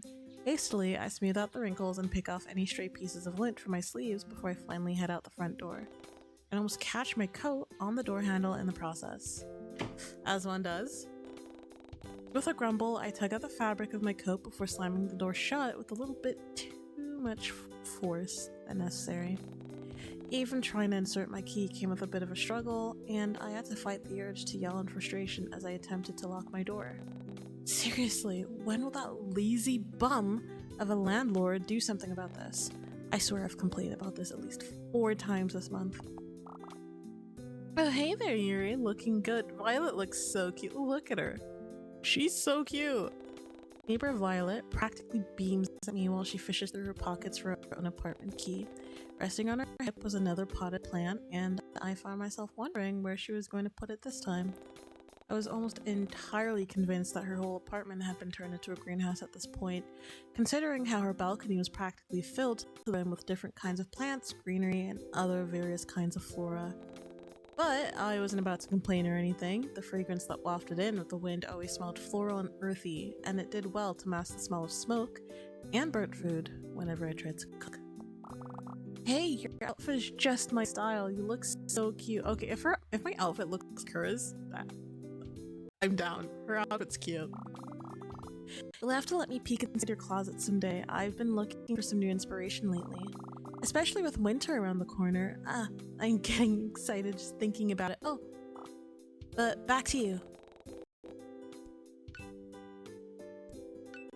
What is this? I open the profile app to get started. In my house spouse era, don't at me. Stop interfering with my walks to you. I swear I'll mace you again. Girl, are you good? Oh, so we get updates of people. That's actually really cute though.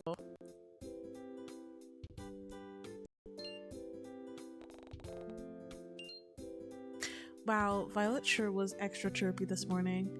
I wonder if she'd let me borrow some of that energy. In response, I shoot my neighbor a grin of my own, and it was apparently enough to brighten her mood even more than I was already.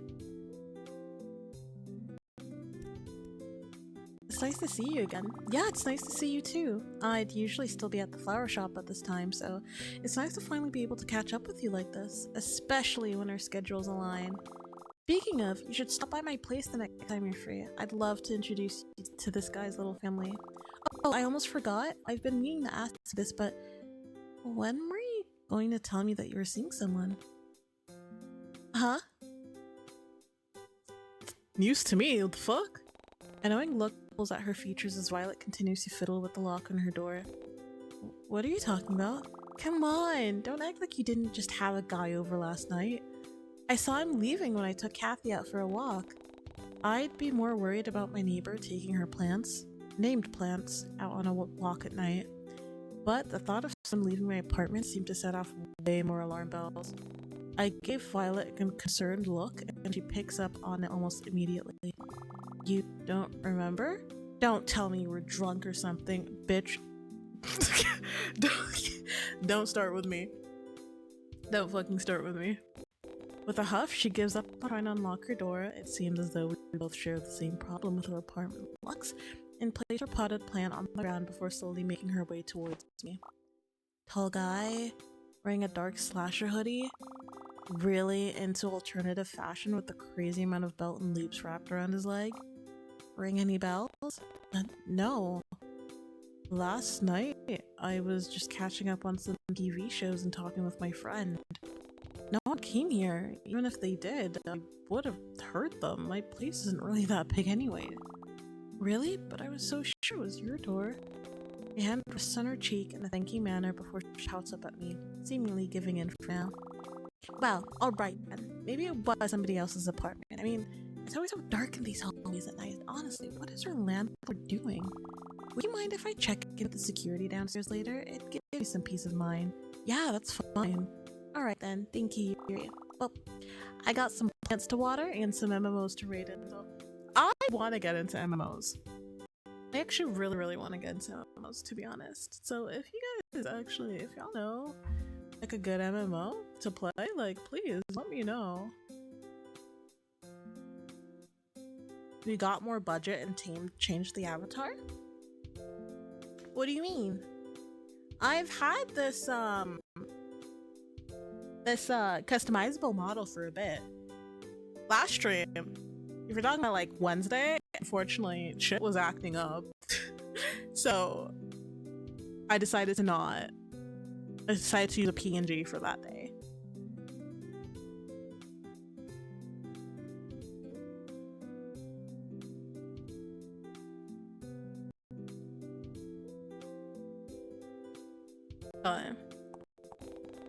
Violet lets out one last huff before she picks up a plant. What did she name this one again? And goes back to unlocking her door. Good talk, I guess, even if it was kind of awkward. Yeah, sure. See you later, Violet. So Vi. Okay. Slipping past my neighbor and into the cramped hallway, I quickly make for the stairs. When will they fix that broken elevator? And break into a slight jog.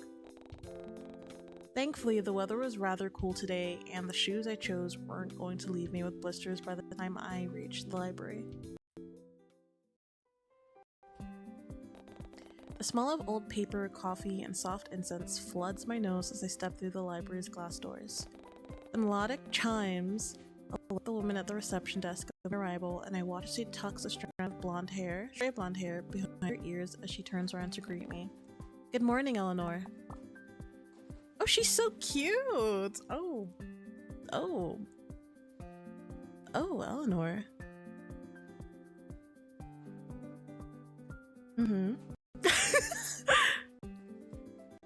Oh!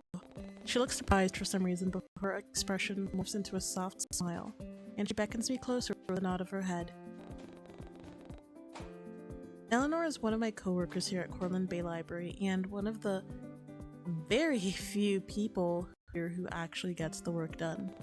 And although she's notorious for being rather scatterbrained, she more than makes up for it with her caring and doting attitude towards everyone.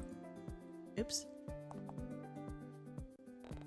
Her nurturing personality can get rather overbearing at times, and I often find myself having to step away to get some breathing room. So we hit— oh, okay, saving is here. I'll just save. Nevertheless, she's charming to work with, and I appreciate her always looking out for me. After all, who knows what my sleeping schedule would have looked like without her help. Pardon me. Oh my god, thank you for the follow, Teal. I hope you're doing well. Welcome to the sleepover.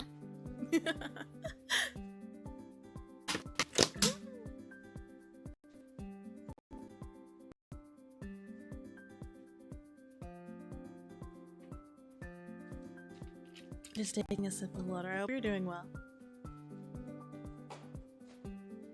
Yeah, I can imagine the stream quality would be better here. I feel like the stream quality on YouTube can be a bit poop. Little poopy.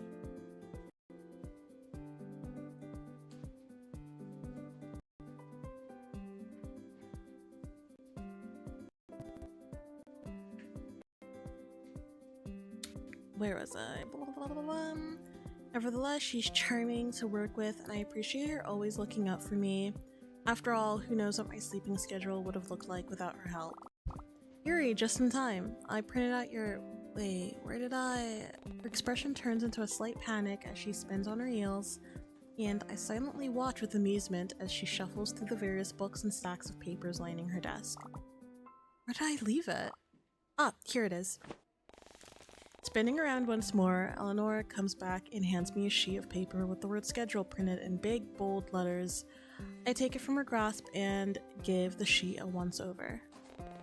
Well, it looks like I'm going to be busy for the next few weeks, but I guess Eleanor doesn't seem to share the same disdain as me, judging from the playful look plastered on her face. So, how does it feel to no longer be the one in charge of stacking books all day long? Although, you still have to work the front desk from time to time though, unfortunately. I offer a weak smile at her words before rounding the corner and placing my bag under the desk. And as I begin to pull out some of my belongings, the front door chimes again, letting everyone know that another patron has come in. Figuring Eleanor has it covered, I leave the customer to her as I go back to preparing everything for the day. But as I turned around to check on her, I noticed that she had already finished greeting the customer and was on her way back to her own desk across from mine. As if sensing my gaze, she spins around in her office chair and flashes me a teasing grin. No. I've had this customizable model for like a long time. I've had this model since January. Just now and again, I use a PNG model when I don't feel like it. I don't feel like using a proper model, or my internet's acting up, and VTube Studio does take up a lot of resources. Yeah. Looks like he's back again. Eleanor gives a soft chuckle as she inclines her head in the direction of the person she was talking about. You know, that new guy. I don't know when he started showing up here in the Bay, but he always comes in and rents out the books you recommend on the display window. And if I didn't know better, I'd say he has a little crush on you. Especially with that outfit you've got on. It makes you look rather pretty, so I can't really fault him for staring. Because he was staring. A lot. Snorting, I push Eleanor's office chair so that she's facing the other way and focus my attention back to the papers in front of me. What was with everyone today? Always smiling, gossiping about other people, and meddling in business that wasn't their own. It was bad enough that I had to deal with a potential intruder, but I doubt my deadbeat landlord was going to do anything about it. I might need to buy a stronger lock on my way home from work. Maybe even some kind of alarm system, but will the store still be open by then? All of a sudden, I get pulled backwards as Eleanor playfully wheels my chair around and leans over my shoulder to softly speak into my ear. Would you look at that? Loverboy in aisle 8 needs some help, it seems. Eleanor, you are not the matchmaker you think you are. What if he's a creep? What if he's a weirdo? She nods in the direction of the red light flashing above the bookshelf, signaling to the staff that someone in that row needs assistance. With a sigh, I reluctantly stand up and make my way over. I already knew for a fact that Eleanor wasn't going to keep me that Eleanor wasn't going to go help them herself. Wow, I'm on a roll today. So I begrudgingly begin to make my way toward aisle 8 alone. I knew better than to glance back at her, though, knowing fully well that my teasing coworker would be sporting the biggest grin on her face at my misfortune. Ducking around the corner and into the aisle, I was immediately met with a broad backside that was covered by what had to be the comfiest looking cardigan I'd ever seen. The person whom it belonged to, however, hadn't seemed to notice me yet, so I awkwardly clear my throat and absentmindedly shift my weight from one foot to the other.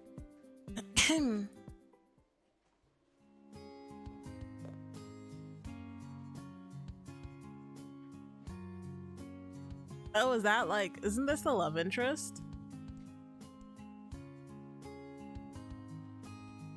Isn't this him? It's him. In the flesh. It's him. He seems to jump at the sudden noise before sheepishly turning around to face me. Immediately, I was taken aback by his soft demeanor, doe-like eyes, and imposing height. So this was the guy who always rented out my recommended books on the display window, huh? He definitely fit the aesthetic of a cozy literature lover needing a good book. It's cute, honestly. Like his whole it's cute outfit. Are those tattoos on his neck? Like he has like a oh my god, what's that like art style? Art hoe? That wasn't art hoe. He has like an artsy art style, like fashion sense. Like it's super cutesy with the turtleneck, the oversized cardigan, pastel colored hair. But then like he looks like he has something edgy about himself. Like with the tattoo on his neck and the black nail polish. So I got my eyes on him. He's cute. He's cute. His pink hair also reminded me of Haruko, an anime character I had recently been obsessing over with Moth during our late night video calls. In fact, even the overall cut and style appeared vaguely similar to his. But then again, this hairstyle could have been trending right now, or something, and I just so happened to be the last to know about it. But now that I really had a good look at him, which proved difficult considering his towering height, the stranger also seemed to bear a near picture-perfect resemblance to the male lead from this webcomic I was reading. It was called Always With You, and involved the main character meeting the love of her life at a... His hair is long! As if noticing my spaced out look, the stranger absent-mindedly scratches at his jaw while he waits for me to snap out of my thoughts. In fact, I'd been so distracted that I hadn't realized that he had been muttering quietly to himself. I wasn't expecting you to show up so soon. I'm sorry. I hope I'm not bothering you. I was just looking for, His voice pulled me back to the present, and I hastily tried to make sense of what was spilling from his cherry-tinted lips. Cherry-tinted lips? Sorry, you're looking a bit closely, aren't you, MC? You're looking a little bit closely at his mouth. I thought he's a girl. He's really pretty, so I can see why you thought he was a girl. Watching him struggle with his words would have made anyone feel bad, so I offer him a reassuring smile and return an encouraging nod of my head. After that, he takes a steady inhale of air before trying again. I need some help. I'm looking for a specific book to see, but... And now he's playing with the ends of his sleeves. I felt the sudden urge to reach out and stop him. Did I find the action annoying? Endearing? Relatable?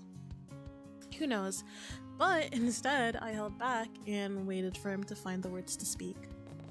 But wow, even his mannerisms were eerily similar to Haruko's. So he probably saw...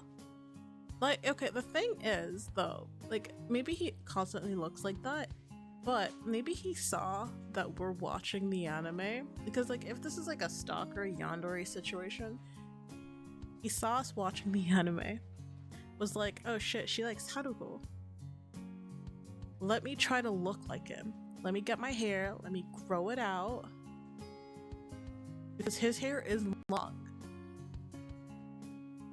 So it looks like he grew out his hair. Because looking at the thumbnail and looking at the other art, I think his hair is like a bit on the shorter end. He probably isn't as shy as he claimed he's acting right now. He probably, I feel like I don't think he has this aesthetic at all. Because if Violet was the one saying he looked very alternative, he's dressing like this to impress us. I know what you are. The endearing awkwardness, sleeve tugging gave me a sense of deja vu, and it honestly felt like he walked straight out of the anime and into this very library. And Moth is gonna freak when I tell them about this later. The stranger in front of me takes in another shaky inhale before he tries to speak once more, this time with a lot more confidence in his tone and a fire in his eye. Do you have any books on native flora? The best I found are on generic wildlife, but nothing about Corlin-based plants. Or maybe I'm just in the wrong aisle? He was looking for a book about native flora? Perhaps I should introduce him to Violet. Chuckling to myself at the thought, I stepped closer to the tall man and began scanning the contents of the shelf beside him. He almost seems to flinch at the sudden closeness between us, but show no sign of moving away. In fact, he seemed to almost lean closer and incline his head towards mine. I know what you are! And had I not been too preoccupied with finding that book, I would have noticed how his breath hitches in his throat as my scent floods his senses. You were doing too much. Relax. No, you're definitely in the right aisle. Those kind of books are just more hidden, I guess.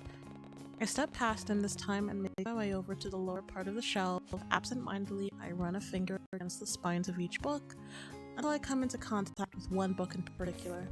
Then bending over slightly, I pull the book from the shelf and give the cover a once over before offering it to the man behind me. Is this what you were looking for? Too preoccupied with the misplaced book on the bookshelf, who brings cooks. Blah, blah, blah. Let me try that again. Too preoccupied with the misplaced book on the bookshelf, who brings cookbooks. Who? Fuck, man. Let me just continue. Fuck it. Who brings cookbooks to the nature aisle? I barely noticed how his blue eyes trail across my form before landing on the book held out in my outstretched hand.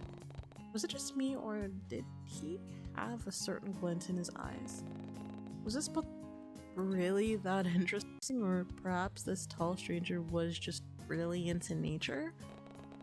Well, not that it mattered, because he was already taking a tentative step forward and revealing more of his hands from the depths of his long sleeves. With shaky fingers, I watch as the stranger reaches out and takes it from my grasp. He flips through a few pages to take in its contents before finally settling on the book with an affirmative nod. He has piercings as well. He has, what are those, snake bites? No, are those snake bite piercings? Wait, let me... Snake bites. Those are snake bites. He is an alt guy. That is an alt guy. He is alt. He is- you are a farce. You are a liar, you're a farce. You have tattoos. You have snake bites. You have black nail- okay, obviously not all of these mean you're alternative. Alternative is a lot more than the outfits, I'm aware of that, but he is definitely- at least he's into like the type of grunge outfits that- this is not it. This is not him. This is not you. Natsuki from Doki Doki Literature Club? Am I thinking of the right character?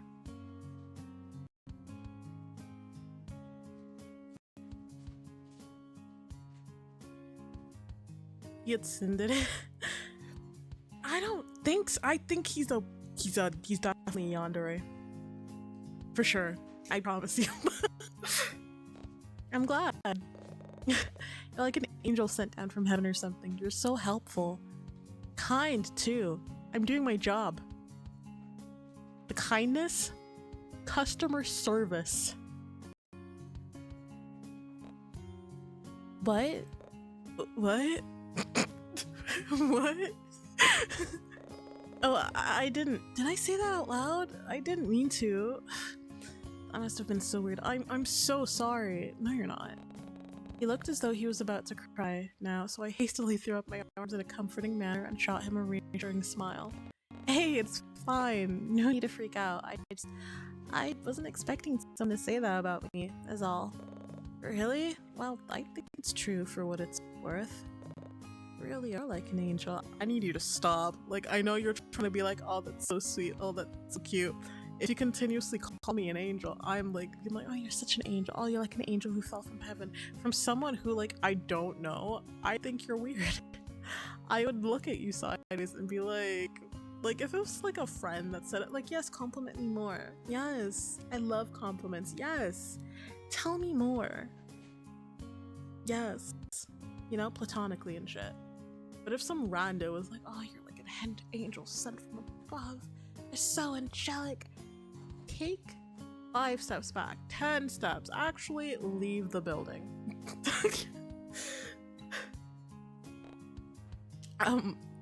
Thanks. Figuring that was my cue to leave before things got awkward, I give him one last friendly smile and subtly glance back towards the front desk. But the eccentric man showed no signs of moving. Instead, he just looked down at me expectantly. Expectantly for what? What do you want? Did he want to continue the conversation? It seemed unlikely as he didn't say anything. He simply stared at me. You're being weird. Stop it. Awkwardly, I clear my throat for what had to be the millionth time today and gesture vaguely to the reception desk behind me. Well, if you don't need any more help, I should... This is just getting weird now. Should I even attempt to continue this conversation or just leave? I mean, it would seem rude to just walk away abruptly, especially considering how he's apparently a regular patron in a library I worked at. But he wasn't making much of an effort either, so what should I do? Let's save.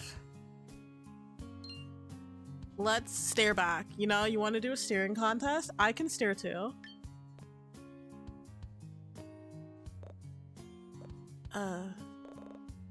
You shouldn't stare at me like that. You're doing the same fucking thing, my dude. You can play the same game. You can play the same game. Especially when it's a stranger you don't know. Actually, now that I think about it, you haven't told me your name yet. Oh, I guess you're right. You can call me...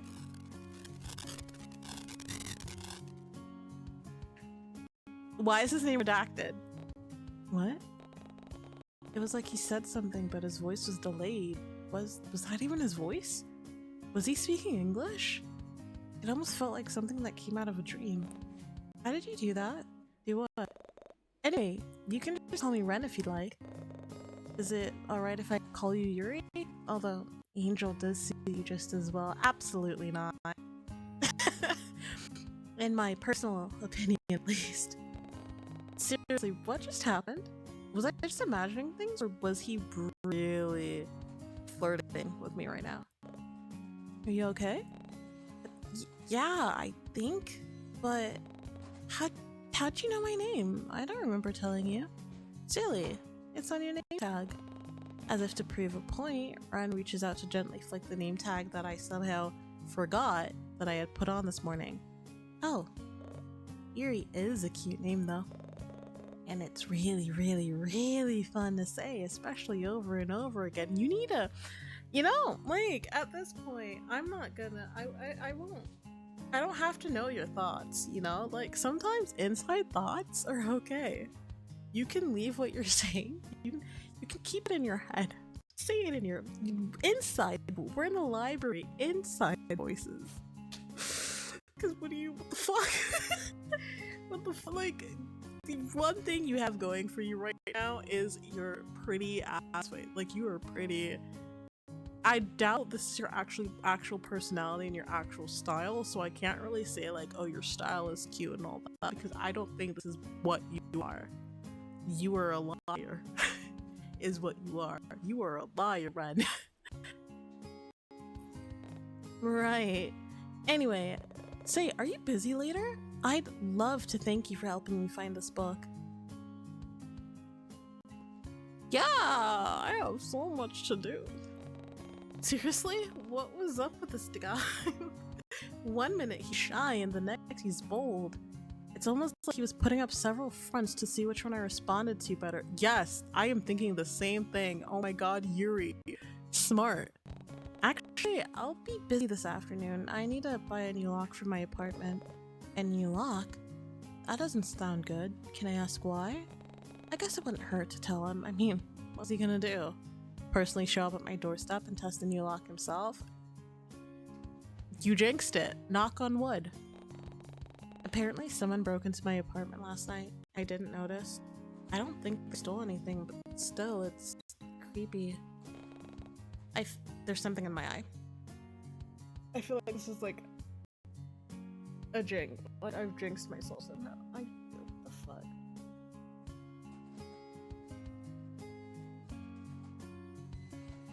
I think I got it. Oh my god. Wait, give me a second. My eye. My poor eye.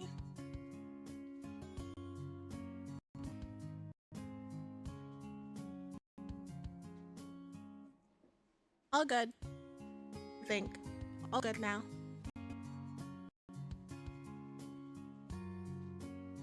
I figure it's better to be safe than sorry, you know? Yeah, but it sounds like instead of a lock, you just need to jump the scumbag when they least expect it and beat him up to teach them a lesson. What is your issue? Who are you? Stay up all night if you have to. Really get the edge on them. I should have left. I should have not let this conversation happen. I couldn't help but let out a genuine chuckle at his suggestion. I had to choose, and this would have to be the side of him that I preferred. He seemed at ease, and his words weren't as forced or awkward. Yeah, and who's gonna be the one to beat up the guy at 3 AM? Because last I checked, I'm not really the type to go around throwing punches at people I don't know. And definitely not before the sun is up and shining. I could do it for you. You. But, I mean, we don't even know each other that well, and that's fine. I could tell you all about myself on the walk there. I'm good, buddy. My whole life story and everything. Where I was born, the school I went to, how many key librarians I've met.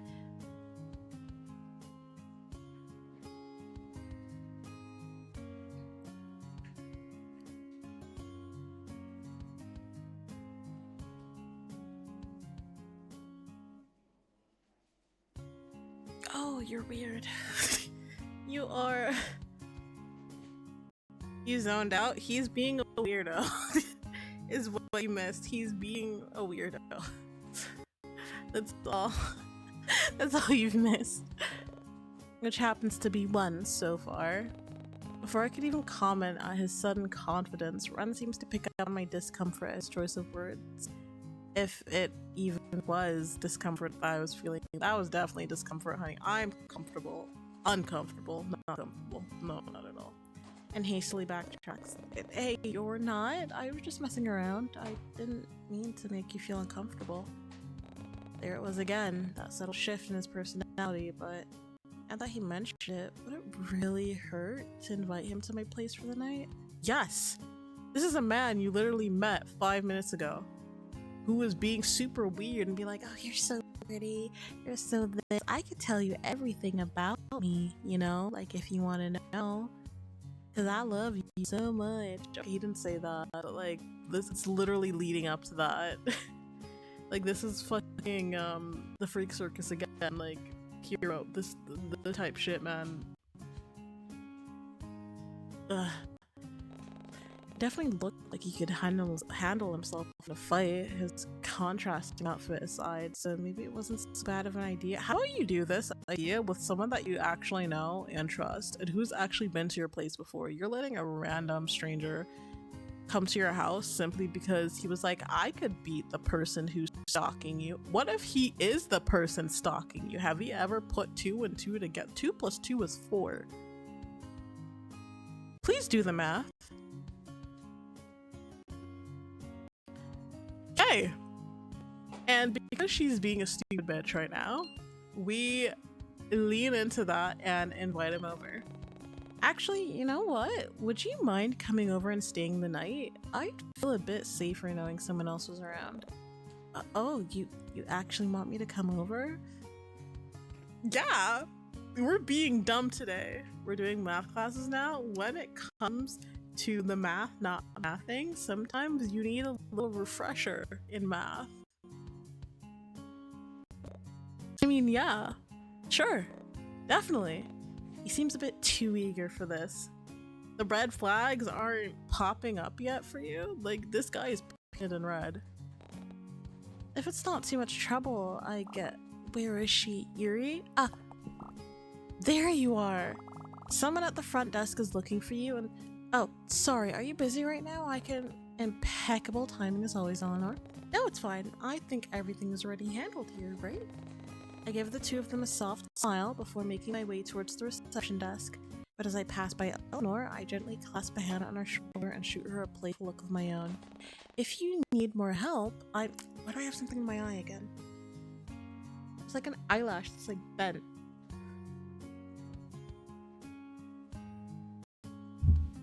Sorry I hit my mic. I'm so sorry. Did I hit you guys? She loves helping others, right? And as I turn to leave, I barely miss the way Ren's eyes zone in on my hand resting on Eleanor's shoulder. Oh my god, you jealous prick. Hours seem to pass by in a blur, and soon enough I find myself resting up in the employees' lounge. My mind drifts back to the guy from earlier, and I couldn't help but wonder what happened to him afterwards. Did he run out the book I offered? What about my recommended novel of the week? Ren surely was strange, to say the least, but I had to admit that he did seem kind of cute with his oversized cardigan and timid demeanor.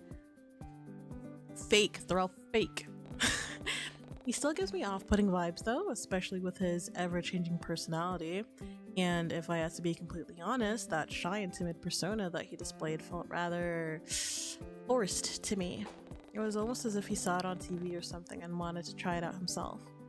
and I just happened to be one of his first victims. But who was I to call him out for it? That was his business if he wanted to act all shy and demure.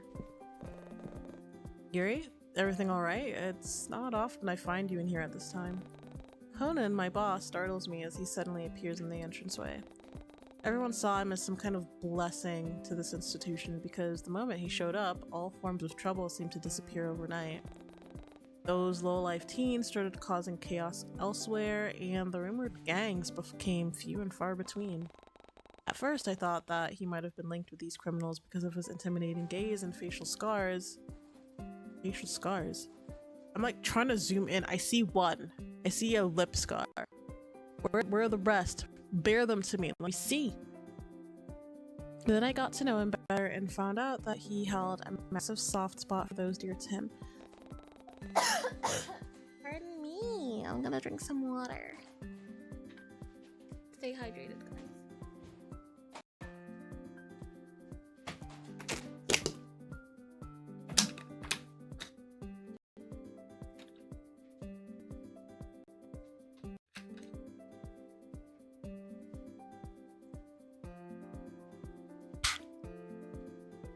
It's Monica, but okay. Though much like Eleanor, Conan felt more like a father figure with how much he fretted over his staff and their well-being.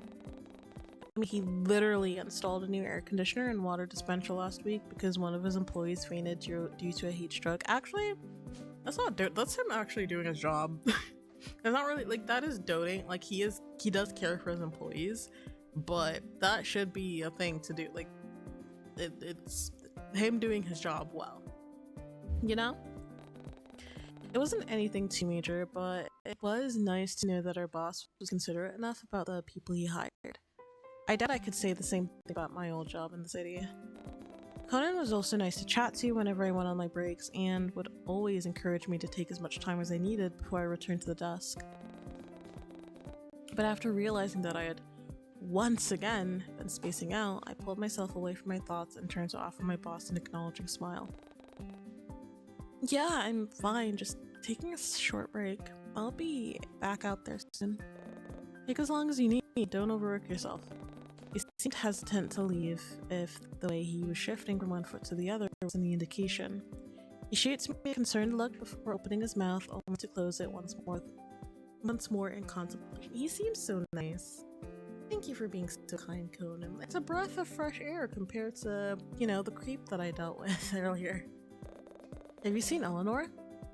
I asked her to come see me regarding the unsorted novels in the room, but she's yet to show up. Eleanor? Last I saw her, she was talking to one of her patrons in aisle A. Maybe she's still there? I'll have to check again then. Thank you. And with that, he disappeared just as quietly as he came. He took Eleanor. Eleanor is dead. She's dead as hell. But that was odd. It wasn't like Eleanor to suddenly go missing. Was she still occupied with men? It's been a while, so I figured she would have finished helping him by now and left. Oh well, I'm sure she'll turn up sooner or later. Ren doesn't seem much like a talkative person anyway. Jeez, why do my thoughts keep returning to that centric man? Because the red flags are popping up in your brain, like in your subconscious, and you don't want to realize that he is a huge red flag, and he's going to kill you. Deciding that I wasn't going to waste my time thinking about any more pink-haired guys, my beloved Haruko aside, I get up from the lounge and meander my way back towards the front desk again. But once I arrive, I immediately notice that my chatty coworker was still nowhere to be found. It was just like my boss had said, Eleanor wasn't anywhere to be seen, and it wasn't like her to leave the reception desk unattended for so long. Maybe she managed to knock over a pile of books again and was busy cleaning it up. It certainly wouldn't be anything out of the ordinary for her. Oh, whatever. I'm sure she'll turn up again soon. The impact from me plopping down into my office chair causes some of the papers around me to rustle, and a bright pink sticky note fluttering around captures my attention. Assuming it was left here by Eleanor, I peel the folded note off my computer screen and read it. Angel. Unfolding it, it read the following. I'll wait for you after work, but if you change your mind about our deal, just keep walking. I'll take the hint, don't worry. That's stuttering guy from aisle 8. The stuttering guy from LA? I couldn't help but crack a smile at the name Ren chose for himself. And before I could allow Eleanor? Keep pronouncing her name wrong. The chance to manifest behind me and to tease me to kingdom come, I pocket the note and go back to sorting through the stack of returned books left on the desk. True to his word, I catch a glimpse of Ren patiently waiting for me on one of the benches as I pack up for the day and leave the library. From afar, he looks like an oversized puppy waiting for his owner to return from work, and admittedly, I find it rather cute, especially with how his figurative tail starts to wag upon my arrival. Ren seems all too happy to see me. Red flag. But before I can even call him out on it, he offers me a bottle of water that I assumed he bought from one of the convenience stores down the street. Honestly, he could have roofied that shit to kingdom come. Don't drink it. You shall drink it though. We're going on the stupid route.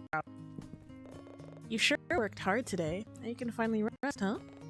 He's looking down at me with a glimmer of expectancy in his eyes, so I hesitantly take the bottle of water from his grasp and give him an affirmative nod of my head. Thanks. No problem.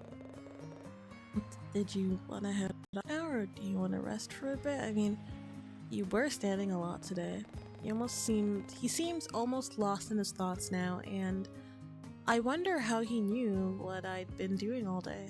After all, I figured he would have left after I found that book, but maybe he stayed a bit longer to read it? Oh no, I'm fine, but do you think we could make a quick detour on the way? I still need to... Yuri, oh, who are you? Hey yo, who are y'all? I could recognize those boisterous voices anywhere.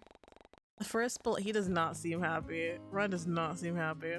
The first one belonged to Jaehyun, or simply just Jay, a guy I'd met at university. He sat next to me during the first few days of orientation and even offered to lend me his phone charger when my battery started to run out. He's a fun guy to be around, though his extroverted and energetic personality was often hard to keep up with. But Leon, the other guy awkwardly hanging off of Jay's arm, was a different story. We'd practically known each other since we were babies, but he moved away from Courland Bay when we were still in elementary school. I wasn't sure when he moved back to the Bay, but it was great knowing we'd be able to see him again. I just wish I could find the time to hang out with him like we used to, but I was always busy with work and he was always busy playing volleyball and taking care of his sick mother in the hospital. Damn, alright. Jesus. What was his name again? Leon. I'm so sorry. Before I knew it, I was being pulled out of my thoughts by Jay's bubbly laughter. Hey, you still with us? Hey, Yuri, finally finished with work? Oh, and who's this? This is Ren. We actually met at work today. Maybe it wasn't a good idea to tell Leon, the human personification of overprotective, that I had just met the man today. What would he think if he found out I was bringing home a complete stranger? That you getting some tonight? I'm kidding. You're not. You're about to get killed. Hey, he usually rents out my recommended books at the library. Anyway, Leon, Jay, this is Ren. Ren, this is Leon and Jay, and fortunately, these guys are my friends. It's truly unfortunate to know a handsome bloke such as myself. I thought Leon was I thought he'd have like a really sweet personality, but... Dang chill, but like... Get it. Leon dramatically clutches the spot above his heart as he leans further into Jay's shoulder. So, you're Ren? Are you new here? I like to think I know everyone here in the Bay, but it seems you've proven me wrong. How small is this town? Is this like a everyone knows everyone situation? Yeah, I recently moved here a couple months ago. Oh, same as Yuri? I'm pretty sure she moved back here like, what, 2 months ago, right? Leon looks at me for confirmation, and I meekly nod my head. Strange how I've only been back here for 2 months, and I've yet to find enough time to catch up with all my friends. 2 months is not a long time. Like, it's not a long time. Like, you need to settle. Like, if you just moved back, 2 months, like, is nothing. Oh, what a coincidence. Anyway, talking about moving is boring. Do you want to come hang out with us? I hardly noticed the way Ren got shoved to the side by Jay, intentionally or not, nor could I make out the skull on his face as soon as the excitable man leans a little too close into my personal bubble. We were just about to head over to Club Shoreline. Do you want to come? I'm sure Leon wouldn't mind paying for you as well. Wait, I don't mind paying for her, but who said anything about paying for you? Slay. Yes. Pay for me. Actually, let's go out. I did now. I did, just now. Thanks, Leon. You're the best. I don't miss the way Leon rolls his eyes at Jay's antics before settling his gaze on me once more. You want to tag along? I really don't mind if you do. Sorry, guys. I've actually already made plans. And do the plans have anything to do with this lanky fellow? That's not nice. He's tall, yes, but leave the poor guy alone. My name's Ron. Actually, yeah, I promised I'd hang out with him today. Oh, he can come clubbing with us too. The more the merrier. I'd rather not. The fair is, clubbing isn't for anyone. To be fair, I've kind of outgrown clubbing. I'm not really a clubbing person to begin with, but I used to go to with like friends, and it wasn't for me, honestly. I don't know. Like, when drinking I do, like, obviously, like, yes, when you're in university, you do that a lot. You're like, yeah, drink. I'd say that generally I have like a pretty good tolerance, but I used to be like I used to be a social drinker. Now I don't drink as much as I do anymore. I think I've had like 2 drinking streams as well, just for the sake of it, because I thought like it'd be like really fun. I'm sorry, I'm swaying. I'm swaying on my chair. Yeah, 2 drinking streams just for the fun of it. But yeah, I don't do any of that. Never smoked a cigarette. Yeah. I don't know. I think I've like outgrown like drinking. Sorry, maybe another time. I'm kind of drained from work anyway, so hey, no worries, Darl. Just make sure you take it easy when we get home, yeah? Shoots me a considerate smile before throwing an arm over Jay's shoulder. Well then, if you'll excuse us, I gotta find a way to get this knucklehead to cover his own entry fees. We can all catch up another time, yeah? And if you need help with anything, just give me a ring, yeah? I'll watch my phone like a hawk tonight. It was nice catching up with you, Darl. And nice to meet you too, Ron. Crazy. Y'all are rude as shit. Y'all are rude as shit. Who the... As I leave, I notice the way Leon looks Ren up and down, almost as if he was sizing him up. But Jay, like always, ignores the mood and thumps Leon in the back to encourage him to walk faster. I watch as they both throw a carefree wave over their shoulders as they both head off in the direction of a nightclub a few blocks down the street. So that wasn't awkward at all. You've actually made it incredibly awkward by mentioning. I don't understand why people like. Yeah, okay. Sometimes I get it. You want to kind of point out something is awkward, but sometimes you know what? Something's not awkward, and someone's like, "Oh my god, wasn't that like super awkward?" No, it actually wasn't. But now it is because you said so. Why? Why are you saying that? I turn to look at Ren, but his eyes seem to be fixated on the 2 retreating figures. He doesn't seem to snap out of it, so I gently call out his name again. Oh, sorry. Do you wanna head back home now? In the end, we make a quick detour to the local locksmith before heading back to my apartment. So, this is my place. You'll have to excuse the mess. I wasn't expecting to have anyone over. Hey, don't worry. I know you're not a messy person.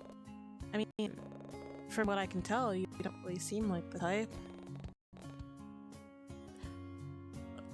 Girl, he literally just said he knows you're not messy. Girl, do you know what that means? Girl, he's stalking you. He's a stalker. He's a little cuckoo. Little cuckoo in the head. Whoop, whoop. This is the police. Whoop, whoop. I hope you can still keep that image of me after you see the state of my place. My soft laughter echoes down the hallway and almost drowns out the sound of my neighbor opening her door. Oh! Violet almost seems embarrassed as she jumps behind her door, clearly not expecting someone to be around at this time. But she brushes it off with a soft smile and steps outside. Hello again, Yuri. We seem to be bumping into each other a lot today, huh? Oh, who's this? How do I explain my neighbor that Ren wasn't some guy I just met at work today? I'm certain she chewed me out for bringing him a complete stranger, but still, he didn't exactly seem like the type to murder me in my sleep. That is where you are lying. That is not true. He would kill you, dismember you, and toss you into a lake. In fact, he seemed more like the type of guy to ask me to return his order because he asked for no pickles or something. I'm Ren. Oh, like maybe I should have said it more aggressive, like, I'm Ren. Immediately, his large frame blocks my view as he steps in front of my neighbor and me, almost as if he wanted to put as much distance between us as possible. One of his hands shoot out from inside his pocket and he gruffly offers it to Violet for her to shake. I don't know why I struggle saying that sentence. Concerned about his abrupt actions, I sidestep him and look up to gauge his expression. I'm a friend of yours. I see. I haven't seen you around before though. Are you new to the area? Relax, Vi. He's not a serial killer or anything. He probably is. I bet you he's the one who killed those bodies. Those people. Bodies that are tossed in the lake. He killed those people. At least, I sure hope he wasn't. And why do I feel the sudden urge to defend him? It wasn't like I could confidently say that he was some holy being that flew down from heaven or something. Nah, that's what he thinks you are. Maybe he was the one who needed to be called Angel instead. Oh well, it doesn't really matter. Really, Brandon actually offered to stay at my place for the night in case that creep decides to come back. Oh, well, I mean, he certainly has a height for it. I get that a lot. But don't worry, she's safe in my hands. Alright then. A friend of Yuri is a friend of mine. Y'all need to start gauging people a lot better. But I have my eye on you, Mr. Totally Not a Serial Killer. Yes, Violet. Call him out on his shit. She whispers the next part to Ren under her breath, clearly had the intention of letting me hear it as well. Just remember that I know what you look like now, so don't complain if you see your face plastered all over a milk carton soon enough. Well, alrighty then. Enjoy your night, and no funny business, you two. I'm off for my walk now. Toodles? Ignore her, please. Alright. Okay, but I gotta ask, was she holding a potted plant on a walk? Yes, she was. She seems lovely though. Like, yeah, okay, she takes her plants out for walks. I also don't think there's nothing wrong with like naming your plants. I feel like people name their plants. Taking them out for walks, I don't think a lot of people do that actually.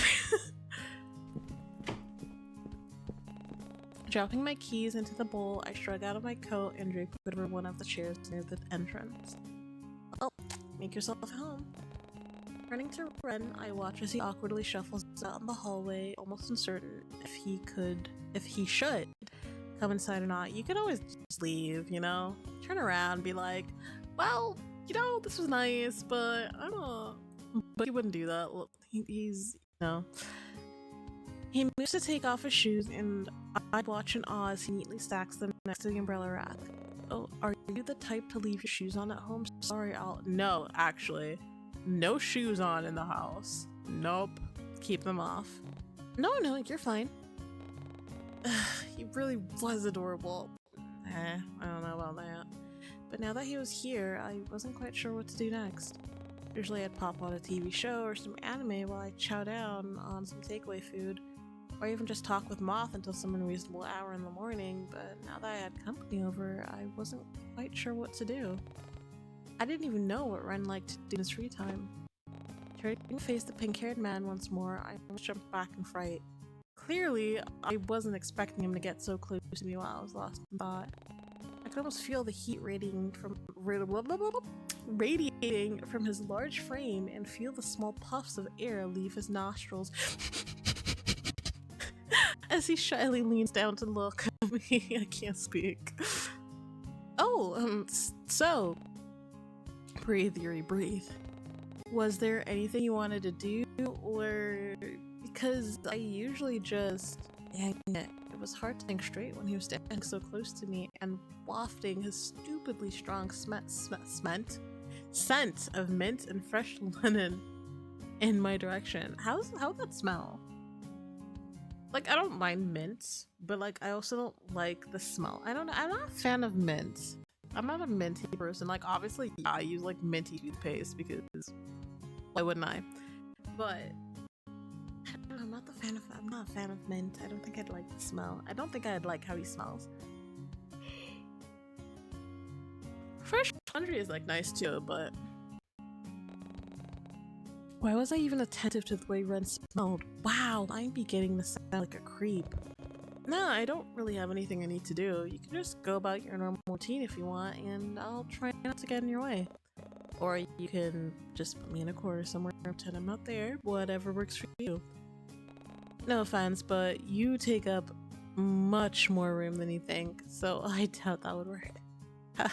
Touche. Are you calling me fat? Are you commenting on a woman's weight? Bruh, I'm kidding. Once again, I find myself being drawn in by soft laughter, and I couldn't help but chuckle along with him. Was it always easy talking to him? It was like we were childhood friends reminiscing about old times or something. Except the only one making it awkward now was me. Glancing back at Ren, I notice how he's still looking at me with those expectant eyes of his as he looms over me in the entryway. He obviously didn't want to do something I'd be uncomfortable with, and he couldn't really suggest anything since this wasn't his home. Wow, I'm struggling today. Since this wasn't his home, so I guess the choice was up to me after all. Ask him to leave. That's so rude. Let's make food. Are you hungry? I think I've got some leftover takeaway still in the fridge that I can heat up, or we can raid my pantry for some snacks if you prefer. Is that okay? I don't want to be a bother. Not at all. I'm feeling a bit peckish anyway. Alright then. Settling onto the couch with some microwave food.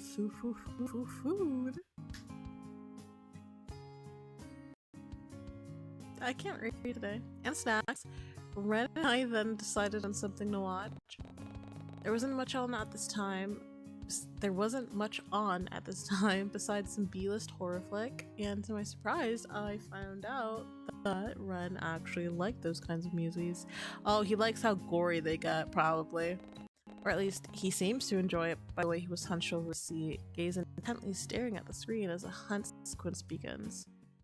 But I suppose I could understand the intrigue.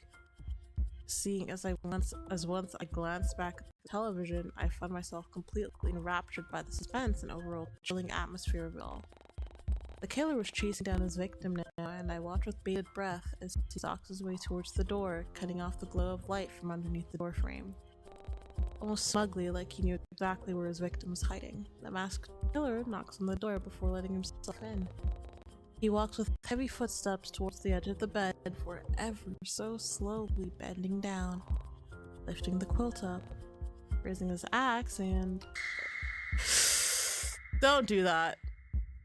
What the fuck? It wasn't the jump scare that got me, but rather Ren's abrupt yelp. Clenching my shirt where my rapid heartbeat thrummed against my chest, I spear a glance at the lanky man with fleeting anger in my eyes. Sorry, I really didn't think a cheap jump scare could both have. And here I thought you enjoyed watching these kind of films. I do, I guess I wasn't paying much attention at the time. I see. I didn't, in fact, see. We can change the movie if you'd like. You don't have to watch it because of me. I know you prefer watching anime anyways. No, I don't mind watching some scary movie if you... Huh? How did you know I liked watching anime? side of me wasn't something I'd go around telling strangers, and I'd certainly remember if I told it to run. Oh, I saw one of your posters on your wall when you came in. Attack on Giants or something, I think. Oh, right. I forgot that I'd hang that up when I first... He's reaching! No, kick him out. I forgot that I'd hung that up when I first moved into my apartment, but I'm surprised that he noticed it from all the way in the lounge room. But shouldn't it be beep beep beep beep beep beep beep beep beep beep beep beep beep beep beep beep? Shouldn't it be dark by now in that hallway? It's not like there were any windows to let in the moonlight, and I hadn't turned the light on yet. I actually like that anime too. I've recently started watching it because, well, I thought it looked interesting. He watches Attack on Giant. Well, now that I thought about it, it made a lot of sense. He definitely gave off Haruko vibes, and his oddly specific hairstyle and timid personality were proof of that. Then again, it really might have been a coincidence after all. But there's no harm in asking, right? Is that why you styled your hair like that? Because it honestly reminds me of one of the characters from it. He's one of my favorite characters, actually. You know him? Haruko? He's a sorcerer who... Come on, Yuri, tone this down. This wasn't Moth you were gushing to. No one needed to see this cringy side of you. Although, looking at Ren, he did seem interested in what I had to say. He's interested because he wants to emulate every little piece of information about your favorite character so he can become your favorite character because he's a yandere, and if he can't have you, no one can, and he'll kill you.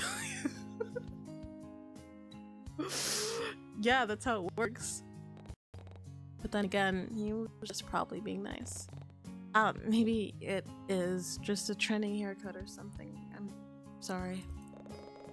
I like Haruko too. He's very timid and sweet, isn't he? I guess that's why he's a fan favorite, huh? Do you normally go for guys like him?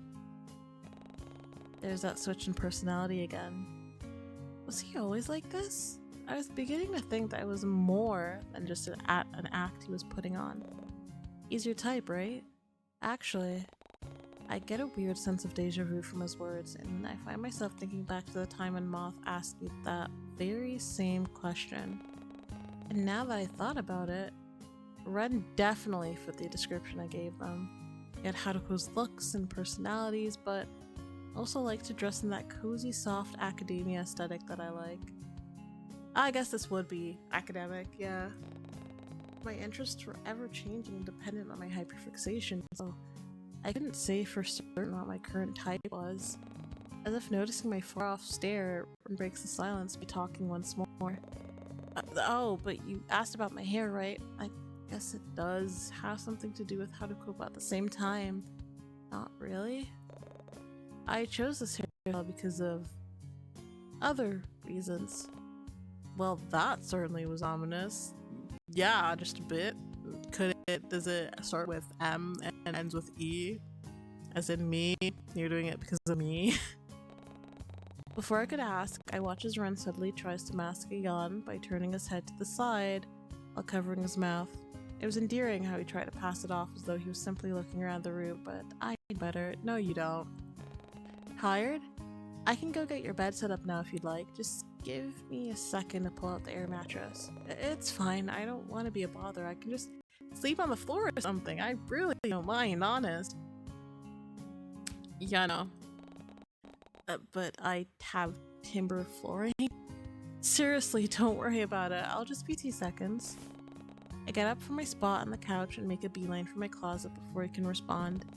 And yet, I barely got 3 meters away before I could hear the heavy telltale footsteps of Ren following close behind me once more. Almost like a lost puppy.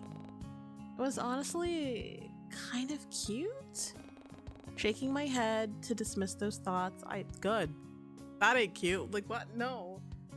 Again, man, this whole process of like inviting a whole ass stranger to your home is just not it. I pull out my trusty air mattress from the closet and begin setting it up in the lounge room. That is until I found out that it had a massive gaping hole on the side. I wonder who could have done that. Those dang rats. I swear, if I had the chance to move apartments, I'd take it in a heartbeat. But until then, I'll continue to send complaint after complaint to that good-for-nothing landlord. Watch the landlord be dead as well. Really, I don't mind sleeping on the floor. I'd say let him take the couch. And like I said, I have comfortable timber flooring less.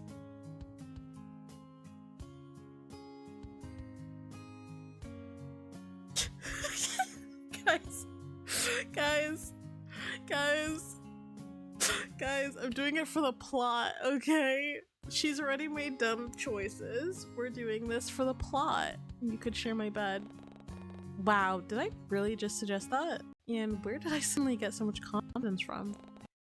At that, I can feel my entire face flush, and I could barely spare a glance at Run to notice that he was sporting a similar demeanor. Sorry, I don't know why. No, I don't mind. It's just, is that really okay with you? Can we backtrack? We can. We have a load. We have a save, so we can load that up. But let's see where this takes us. I don't want to make you uncomfortable by invading your personal space, and I really don't mind sleeping on the floor. No, it's fine. I'm the one who asked you to do this favor in the first place, so I owe you. After showing Ren to the bathroom to freshen up and changing into my own pajamas in the laundry room, I met him in the middle, and we both made our way to my bedroom. I didn't bother flicking on the light, knowing fully well that I'd be busy ignoring his presence next to mine by pretending to be asleep. So instead, I awkwardly lead him in before turning to face him in the darkness. You can just pick whatever side you prefer. You first. Oh, maybe I should be the one close to the door, just in case. He really didn't need to be considerate, but nevertheless, I took my side on the left and slowly slipped underneath the sheets. It must have looked forced, but I awkwardly pat the empty space next to me and shoot Run a crooked smile. He slowly makes his way over and joins me underneath the covers, and before he could even say anything, I slapped down a pillow between us. Yes, girl, set those boundaries. Just in case I roll over something, I'm known to be a cuddler in my sleep. Oh, that's fine. I'm the same, I think. You're really not. You think? I mean, no one's told me yet, but I've woken up to my limbs tangled around my pillow more times than I can count. I see. Yeah. Great, now it's awkward again, but being this close to Ren, I could smell his scent once more and it almost felt comforting. I had to fight the urge to roll over onto my side and face him, or rather, the pillow, once more. The bed dips as Ren moves around to get comfortable, and I find myself wondering what he might be looking at right now. Was it my ceiling, pillow between us, or was he laying on his side and facing the wardrobe? Why was I so concerned in the first place? Sure, I suppose I did find him rather interesting, but that didn't really explain why I wanted to look at his face one more time. Did I want to get closer to him? Ugh. Or was I just curious about what the stranger was currently doing in my bed?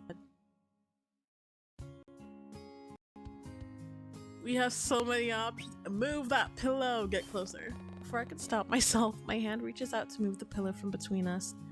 I was immediately met with soft blue eyes, which I could see widen in surprise even in the darkness of the room. Hi. Hey. Talk about awkward. Guys, I promise I have no ulterior motives. Without realizing it, I spread the pillow somewhere behind me as I continued to stare deeply into Ren's eyes. There seemed to be some unspoken tension between us, and I had to fight the urge to act upon it. What exactly was I feeling, and why did I want to find out? For the plot, honestly. Oh my... There's not that many saves! Oh no, there is. Ignore me. We have a lot of saves. Before I could think, I've literally been chatting shit, being like, he's weird, he's creepy, he's a yandere, and then I'm just doing all these steps to I'm just enabling the MC. I'm enabling it, and I'll accept it. That's okay, that's cool. It's chill. Before I could think, I find myself leaning over and drawing my face closer to his. Ren seems to be on the same wavelength as me, as I feel his warm breath fan against my cheeks as his own face draws near to close the distance. One of my hands shoots out to rest against his chest, and before I could stop myself, I leaned in the rest of the way.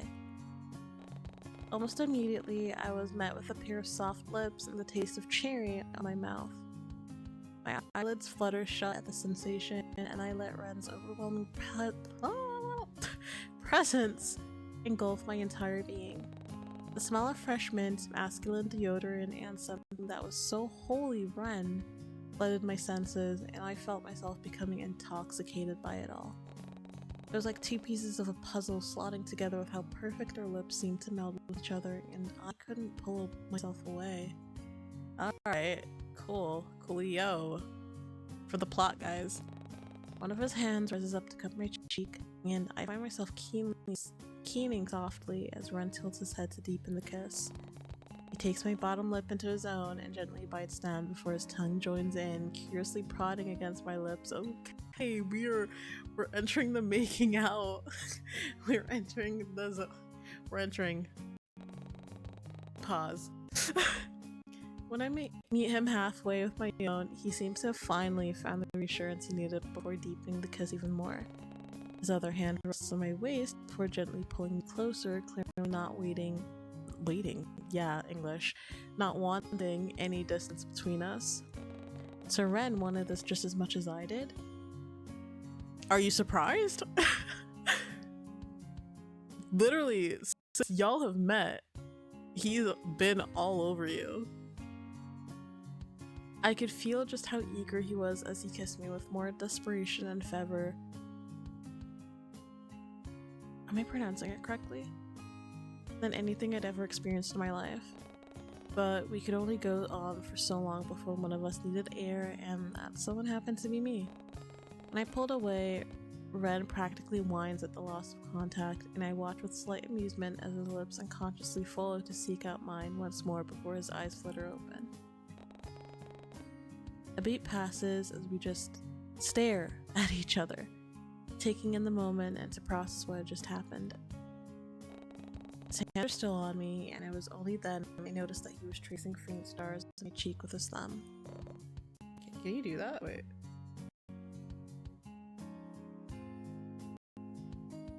Oh my god, he can! Did that really just happen? His voice is soft, so soft that I could barely make out what he was saying. He's staring at me with so much overwhelming adoration in his eyes that I couldn't help but look away. And that was when I saw how much that kiss affected him. Oh! I'm assuming in the DLC they...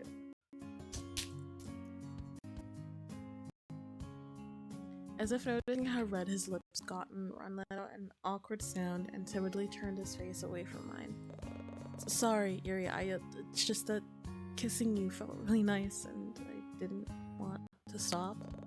Not that I would have kept going if you told me to stop, I just, I guess what I'm trying to say is I really like that. Oh my god, now I'm getting flustered. Ren, stop it. I'm supposed to think you're a creep.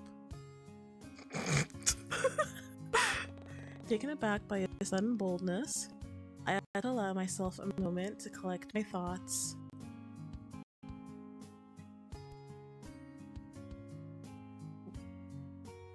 Why is both kind of seem eh? Nothing. Forget I said anything. Sorry, you probably want to sleep now, right? I'll let you do that. Good night, Yuri.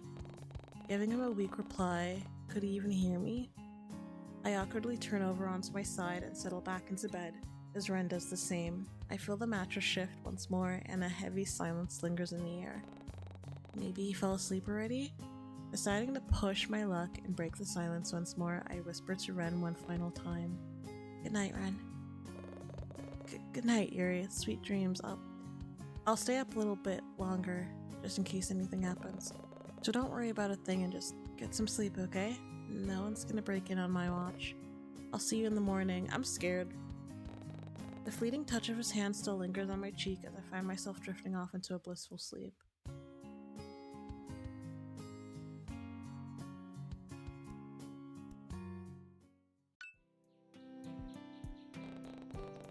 Alright. That was day 1 so far. I think we might continue this on Wednesday. We'll continue this on Wednesday, and then we'll see how it goes. Either Wednesday or Friday, we'll continue. I kind of just wanted to get a grasp of this game, and as mentioned, so far I like it. I don't think I've mentioned that I liked it, but I do like it. I can see why it's one of those like classic visual novels that people really like and really enjoy, because I'm enjoying it too, and it's just started, but I clock run. I clock how he is. I clock that personality. I see very well. But yeah, I think that we'll probably end it here, to be honest, because it is getting a bit late for me. I apologize. But we'll definitely be back to playing this on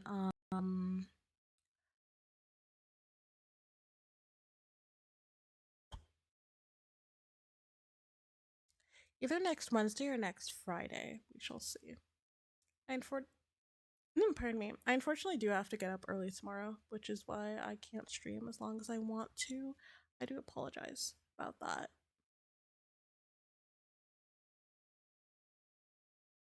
But we will be back on Sunday, where we'll be playing some small horror games, some indie games, or like random games that we find. It'll be what I like to call Scuff Sunday, because something always happens on Sunday.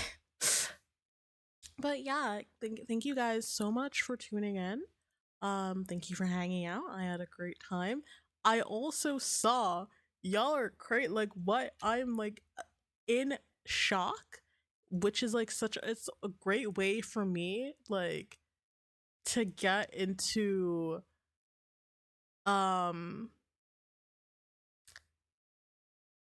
new month. First of all, happy 1st of August, happy new month.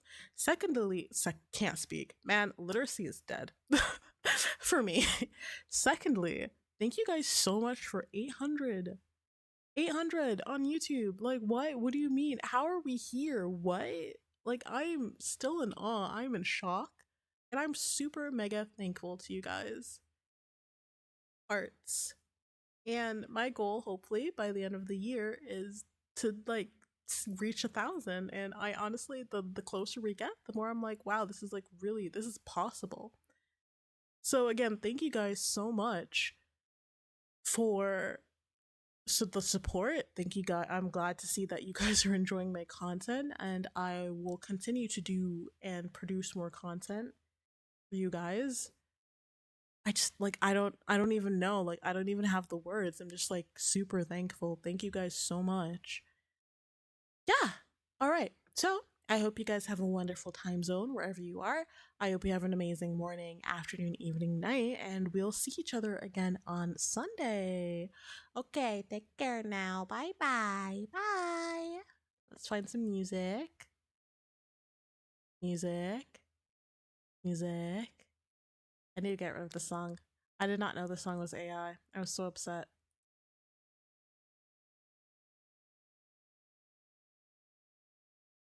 I'm trying to find like a song that we could. Yeah, we'll do this one.